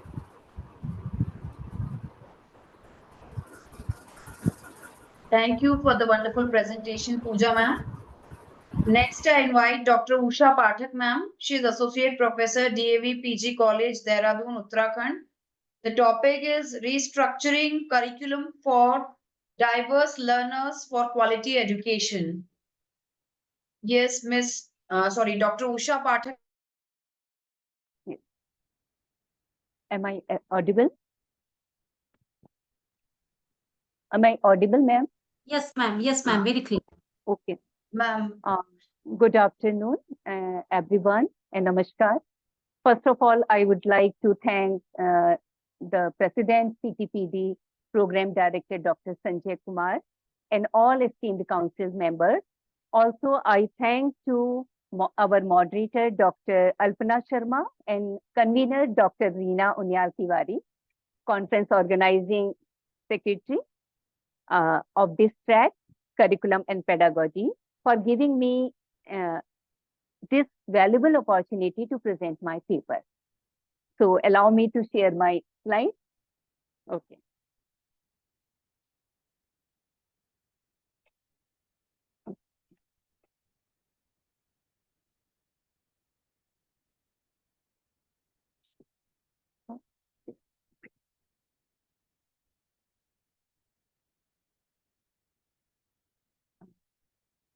my PPT is visible?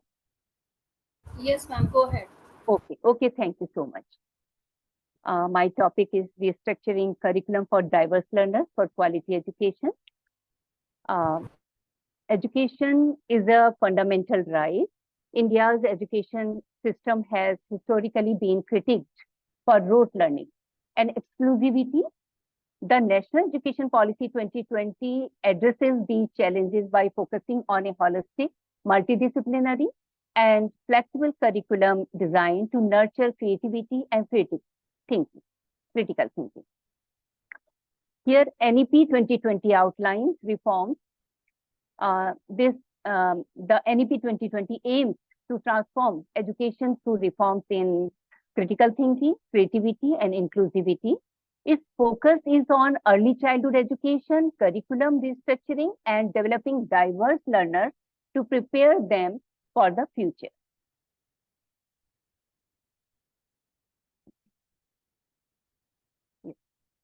Here are objectives of my paper.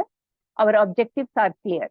Implement NEP 2020 by restructuring the curriculum, ensuring equitable education for all learners, and emphasizing skill development and critical thinking as core aspects of learning. Here is my methodology. The methodology behind this restructuring involves a thorough review of existing policies, an analysis of NEP 2020's proposed changes, and an evaluation of educational outcomes to enhance inclusivity and quality. Okay, sorry, I skipped my. Now the part of analysis and interpretation. The curriculum restructuring promotes holistic learning, ensuring inclusion for diverse learners, and highlights the importance of skill development and critical thinking. This approach prepares students for the future, making education more relevant and accessible to all.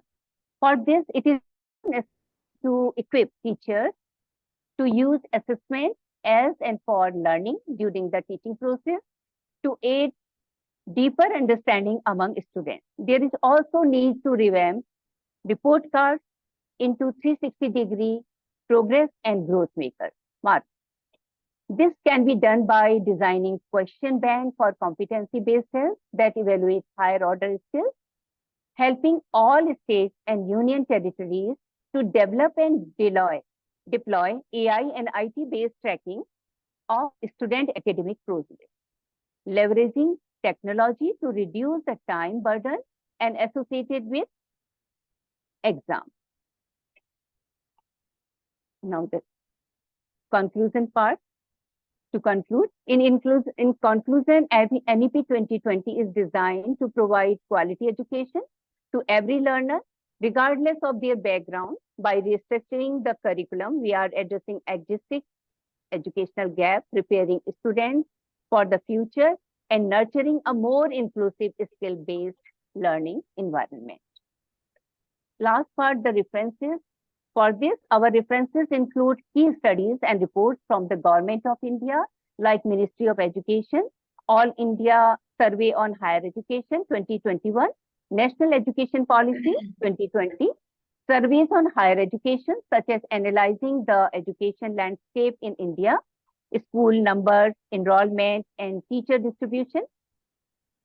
A study on the impact of new education policy on higher education in Northeast India is also considered, and various academic contributions for critical assessment of draft Indian National Education Policy 2019 with respect to National Institute of Technical Teachers Training and Research, Higher Education and NEP 2020 from International Journal of Researches in Social Science and Information Studies, among others, that helped shape the restructuring framework.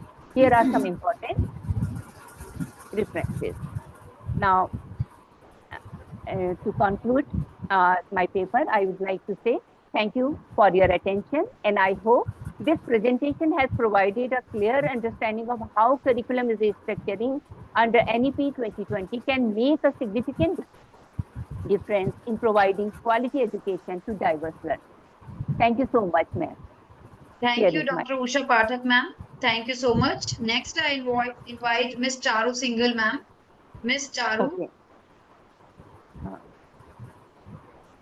Miss Charu Singhal. Her topic is redefining education to achieve Wait, ma'am, all-round development. one second, ma'am. She is research scholar of GT Goenka University, Gurgaon, Haryana. Miss Charu, please start your presentation and One second, discuss ma'am. only the key points. Next will be Masuda Hasib. Be ready, Masuda. You will be the last one to present. But yes, you should only be finishing in 5 minutes. And Charu also, please, I request.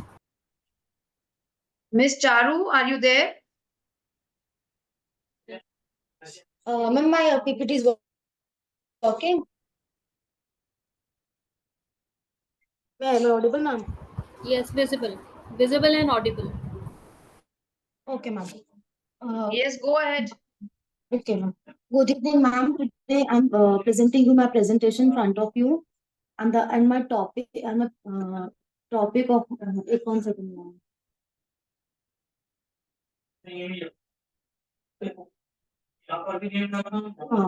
And the topic is redefining education to achieve all-around development. And the introduction of my paper is redefining education means redesigning education with changing scenario to achieve all-around development of a student by fostering creativity and a practical approach towards learning. The emphasis is more towards character and personality development instead of academic growth only. Basically, it focus on the practical knowledge. Earlier, the knowledge is dependent on academic, bookish knowledge, but now the timing has changed. So it depends on the overall depend on practical knowledge. So it is that's why my topic is redefining education. After that, ma'am, uh, it fosters all around holistic development in the learners with various means. First point, life skills and values. Another point is experimental learning, mental, emotional, and physical well-being, technological integration, curriculum pedagogy, and teacher as facilitator. After the objective, my objective is to Charu, provide speak collaborative loudly. learning. Miss Charu, please speak loudly. Oh, sorry, ma'am. To provide collaborative learning environment for diverse learners. Second point, to enhance practical knowledge among the students without any discrimination. Focus should be on child-centered curriculum and pedagogy. Now, these are the, ma'am, literature reviews. The first literature review, which is No, based you need on not discuss the multi-factor literature issues review, like... ma'am. Please go with your findings, objectives and findings. Okay, ma'am, sure, ma'am, 1 second. After that, but methodology, qualitative methodology will be used and secondary tool like government websites, journal, etc. Data will be collected on the basis of survey method and questionnaire method. And findings, ma'am. There is need to change the whole system of education, especially curriculum, which give importance to the bookish knowledge of the child. Pedagogy of the children should be improved. As a society, we must take action to provide more holistic and practical approach that equips young people with the tools to succeed so that they can easily engage in every perspective. Teachers should understand if any concept is of weak the students, so it can have negative impact on the other aspect because all are interrelated. That's why holistic approach for all around development should be given priority. And conclusion, the world is transforming at a tremendous rate where there is a need for highly skilled and proficient individuals in every profession or business to ensure that the upcoming generation matches up with the demand of the time. The whole approach towards education has experienced a huge change. The research paper intends to integrate all the dimensions political, social, emotional, economical, technological, education system to foster creativity in well-being and individuals. By redefining education to compasses these elements, we can prepare students not only for academic Charu, success but also for meaningful Charu, and full. Yes, ma'am. Charu, thank you. Thank you. Thank you. So we have heard the conclusion. And now, because of time constraint, we will be going ahead with the Okay, ma'am. Sorry. Then last after one. that, references and this is okay, ma'am. Thank you, ma'am. Thank you so much, ma'am. Thank you. Thank you. Masuda Hasib, Miss Masuda Hasib, please come up. You are the co-host already.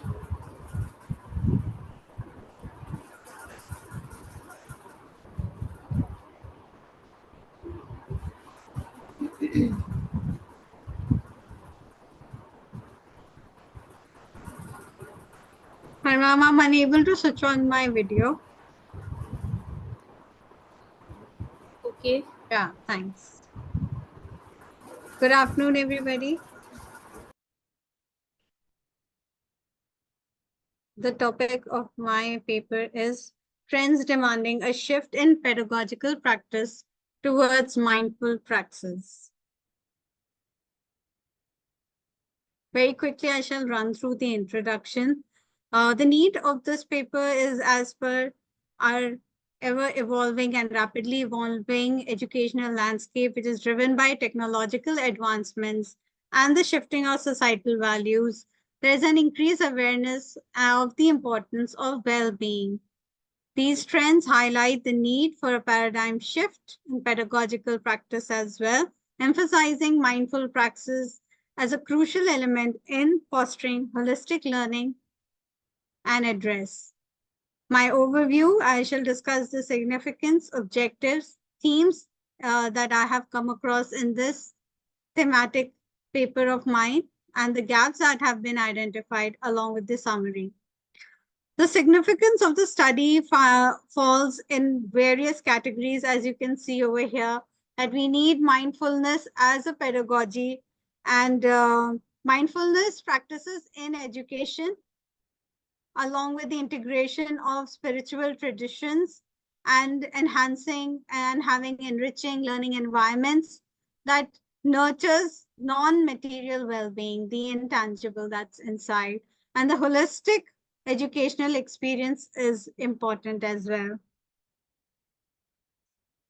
The objectives of the study was to it was to explore the relevant studies that involve students and teachers for mindfulness, discussion of areas reviewed in special needs in accordance to mindfulness, investigate effective domain pedagogy during COVID and post-COVID with relevance to mindfulness, and analyzing the role of education for mindfulness.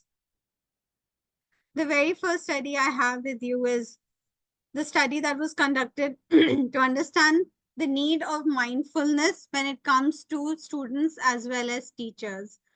This study in 2018 that was conducted was to explore how mind-body wellness practices and experience in teaching mindfulness to children is perceived, and how does it make sense. So there were 8 teachers that were involved in this study, and they themselves had been practicing mindfulness and wellness practices and had 2 years of experience of teaching it too.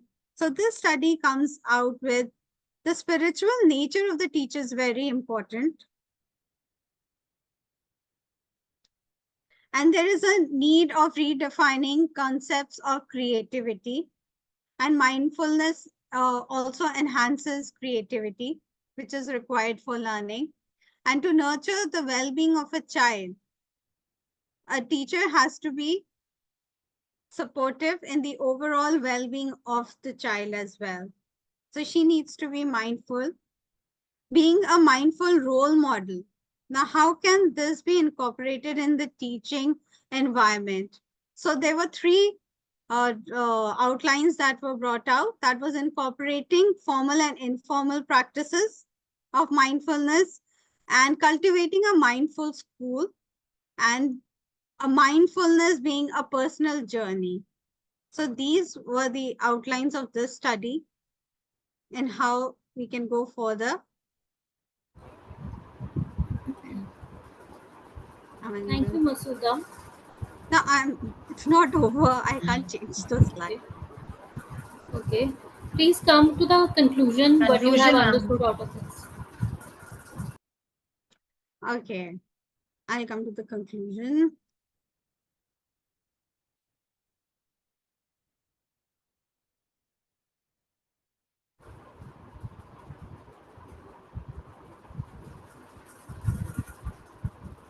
conclusion is that there were research gaps in mindfulness education because there was a need of longitudinal studies to understand lasting effects of mindfulness and reducing learn helplessness that is also required for cognitive and emotional development of the students.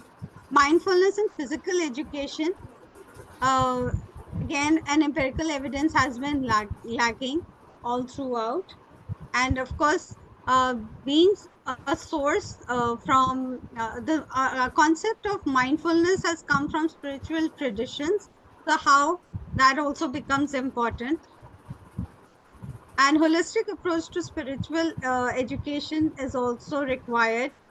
Mindfulness and academic achievements, they how they influence academic performance and also develop cultural sensitivity in mindful while practicing mindfulness.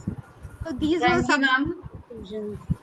Yeah. Okay, Vasudha ma'am, thank you for your presentation. It was wonderful. Uh, now, without wasting time, we are indeed gaining a wealth of knowledge today. May I now invite co-chair of the session, Dr. J.D. Singh sir, to please summarize the session and address the participants of the session. Our co-chair, Dr. J.D. Singh sir, please, Okay. you are Thank invited you. to summarize the session in short, in brief. Namaskar.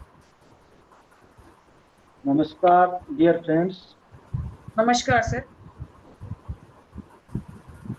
Professor Gagan Kukreja ji, chairperson of the session. Dr. Bhima Unyal Tiwari, convener. Dr. Pooja Verma, co-convener.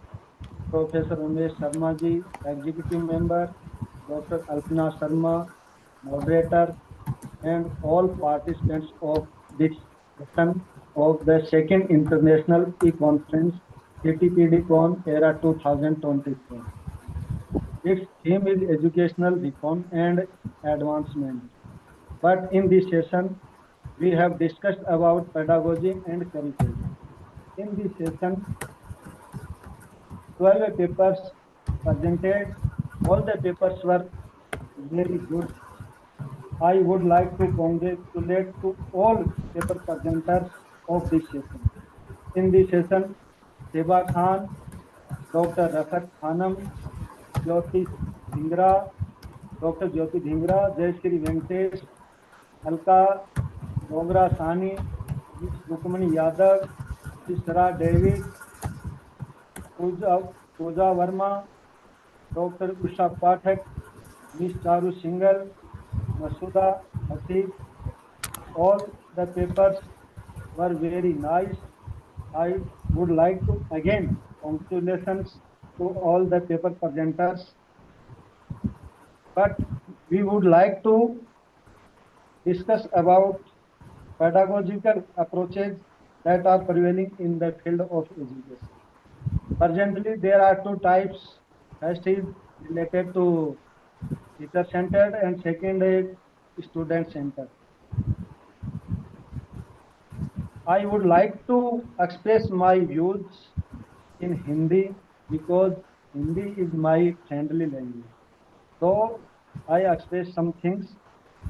Approaches जो आपने बताई हैं उसमें mainly teacher centred है और उसमें behaviourism है, उससे संबंधित अप्रोच है, बिहेवियरिस्ट अप्रोच है, जिसमें बहुत सारे हमारे एजुकेशनिस्ट थे, उन्होंने इस पे काम किया है, जिनमें थॉर्नडाइक, इसके अलावा थॉर्नडाइक के अलावा वाटसन, स्किनर, हल, पावलोव आदि ने बहुत अच्छा कार्य किया है और ये एक तरह से टीचर सेंटर्ड है। और ये भी देखते हैं कि हमारे जो एनसीएफ आए थे इससे पहले, जो 1975, 1988, 2000, ये सारे बिहेवियरिस्ट अप्रोच से संबंधित थे और इनमें ज़्यादातर नॉलेज है उसको एक तरह से जैसे हम लेक्चर और डेमोस्ट्रेशन करते हैं उस आधार पे ही नॉलेज दिया जाता था बच्चों को और ज़्यादातर रोट लर्निंग से रिलेटेड होते थे।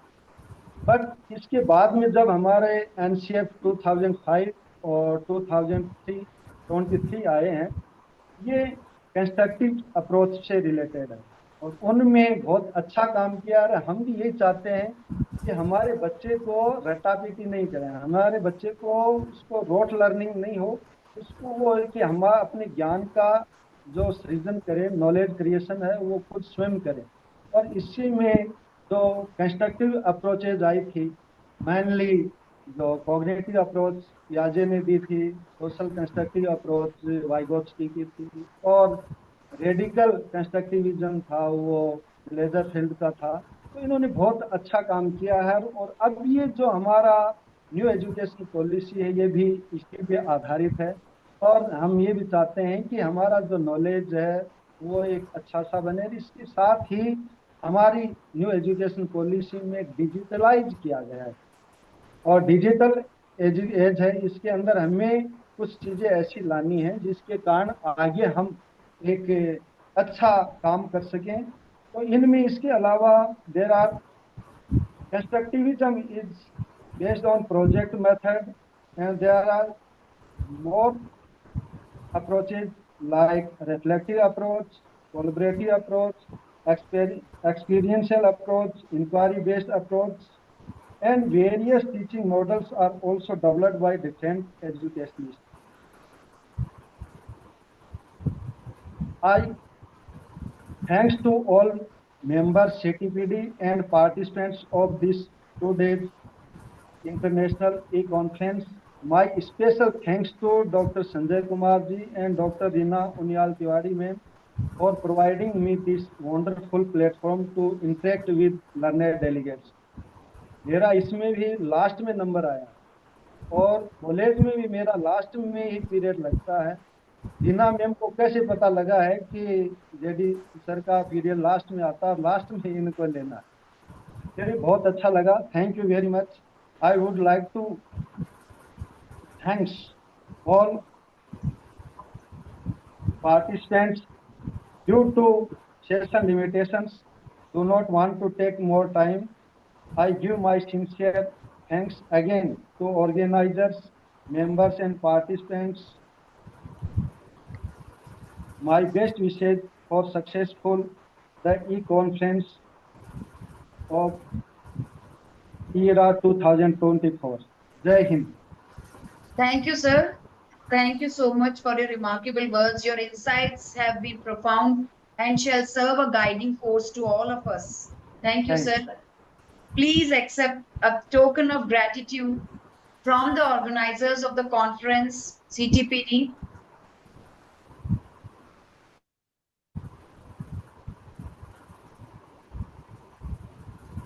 Thank you, Please ma'am. accept it, sir.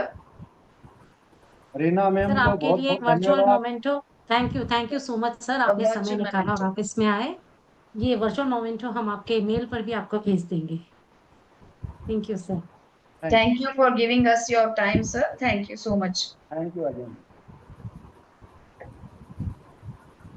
Now I would take privilege to present token of gratitude from the organizers of the conference, a virtual memento, to Dr. Umesh Sharma, sir, Executive Member of CTPD. Dr. Umesh Sharma, sir, a virtual memento. Is he there in the meeting? Share Alpana ma'am please move Member of forward. CTPD, Dr. Umesh Sharma, sir. Thanks a lot, sir. The memento will be sent to him through his mail, I believe. Further proceeding, yeah, sir. Next, I approach and as we approach to the conclusion of the technical session, we have a special moment to acknowledge the outstanding contribution of Dr. Reena Unyal Tiwari, ma'am, the convener of this track. Your dedication, expertise, and leadership have played a crucial role in the success of this track. We are honored to present you a virtual memento as a token of appreciation, ma'am. Please accept it. Thank you, dear Alpana From ma'am. the organizers. Thank you so much, ma'am, for your support. Next, I believe I call dear Dr. Pooja Verma ma'am, co-convener of this track. She has also given a lot of her contribution. We are deeply grateful for her support. Please accept a token of gratitude from the organizers of CTPD. The CTPD, I thank you so much. Please accept this virtual memento, ma'am. Thanks a lot for your support. Thank you, ma'am.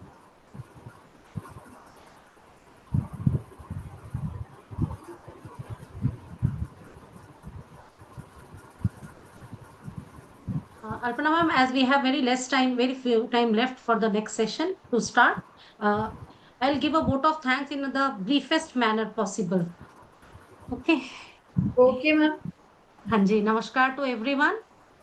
It gives me immense pleasure to convey my vote of thanks to our esteemed chair, Dr. Gagan Kukreja sir, Associate Professor, Department of Accounting, College of Business Administration, University of Bahrain, Kingdom of Bahrain, and co-chair Dr. J.D. Singh, Associate Professor, Gramothan Vidyapeeth, PG, College of Education, Sangaria, Rajasthan, India.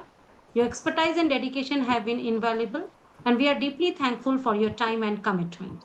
My sincere thanks to my co-conveners, Dr. Pooja Verma ma'am and Dr. Megha Joyal ma'am. Thanks to all the participants, all the CTPD officials. I'm keeping it very, very brief because we have to start next session in the same Zoom meeting. इस आभासी मंच पर इस technical session में उपस्थित सभी participants, educationist, delegates, researchers, convener, को कन्वीनर्स, faculty members और सबसे महत्वपूर्ण हमारे चेयर एवं को चेयर, आप सभी का हार्दिक धन्यवाद। आपने अपना समय निकाला और इस टेक्निकल सेशन में अपनी सहभागिता की। आप सभी का बहुत बहुत धन्यवाद। फीडबैक लिंक जो शेयर किया है उसको आप जरूर भरें। उसी के साथ आप लोग अपना कैमरा भी ऑन रखें ताकि एक यादगार फोटो हो जाए इस टेक्निकल सेशन की। उसी के साथ मैं एक मौका जो है वो इस समय जरूर से ये कहना चाहूंगी कि इस सेशन की हमारी जो मॉडरेटर हैं doctor Alpana Sharma, assistant professor, Sanjay teachers training college, Jaipur, Rajasthan. We are deeply grateful for her invaluable support, and as a token of gratitude, we present her a virtual memento from the organizers. Thank you, ma'am. Thank you so much for supporting me. I'm really sorry for rushing it off because we hardly have any time. Please allow the participants to open their camera so that we can have a group They are photograph. allowed, ma'am. All Okay, sure. participants are allowed.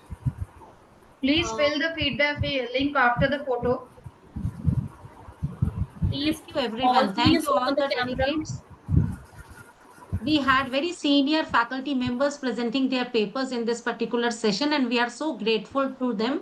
Dr. Megha Gokhe, Dr. Usha Pathak ma'am, Dr. Alka Dogra, and there were many more very senior faculty members and young enthusiastic researchers like Masuda ma'am, and there are many more. And I we are convey my glad to thanks to have everyone. even Reena ma'am to have with us, under whose guidance we are able to do it successfully, and full support of Dr. Pooja ma'am, indeed without which we won't be able to proceed at all. Thank you so much, ma'am. The kudos and congratulations to Dr. Pooja Verma ma'am, Dr. Megha Joyal ma'am, and the moderators, especially Dr. Alpana Sharma. Thank you, everyone. Once you fill up the feedback form, you can leave. And I invite all of you to attend the next technical session 2.3. And you are also requested to attend the valedictory session tomorrow too. So have a wonderful evening. Thank you. Thanks, everyone. Namaskar. Thank you, Masuda ma'am, also. Thank you. Thank you. Thank you, everyone. Thank you, everyone.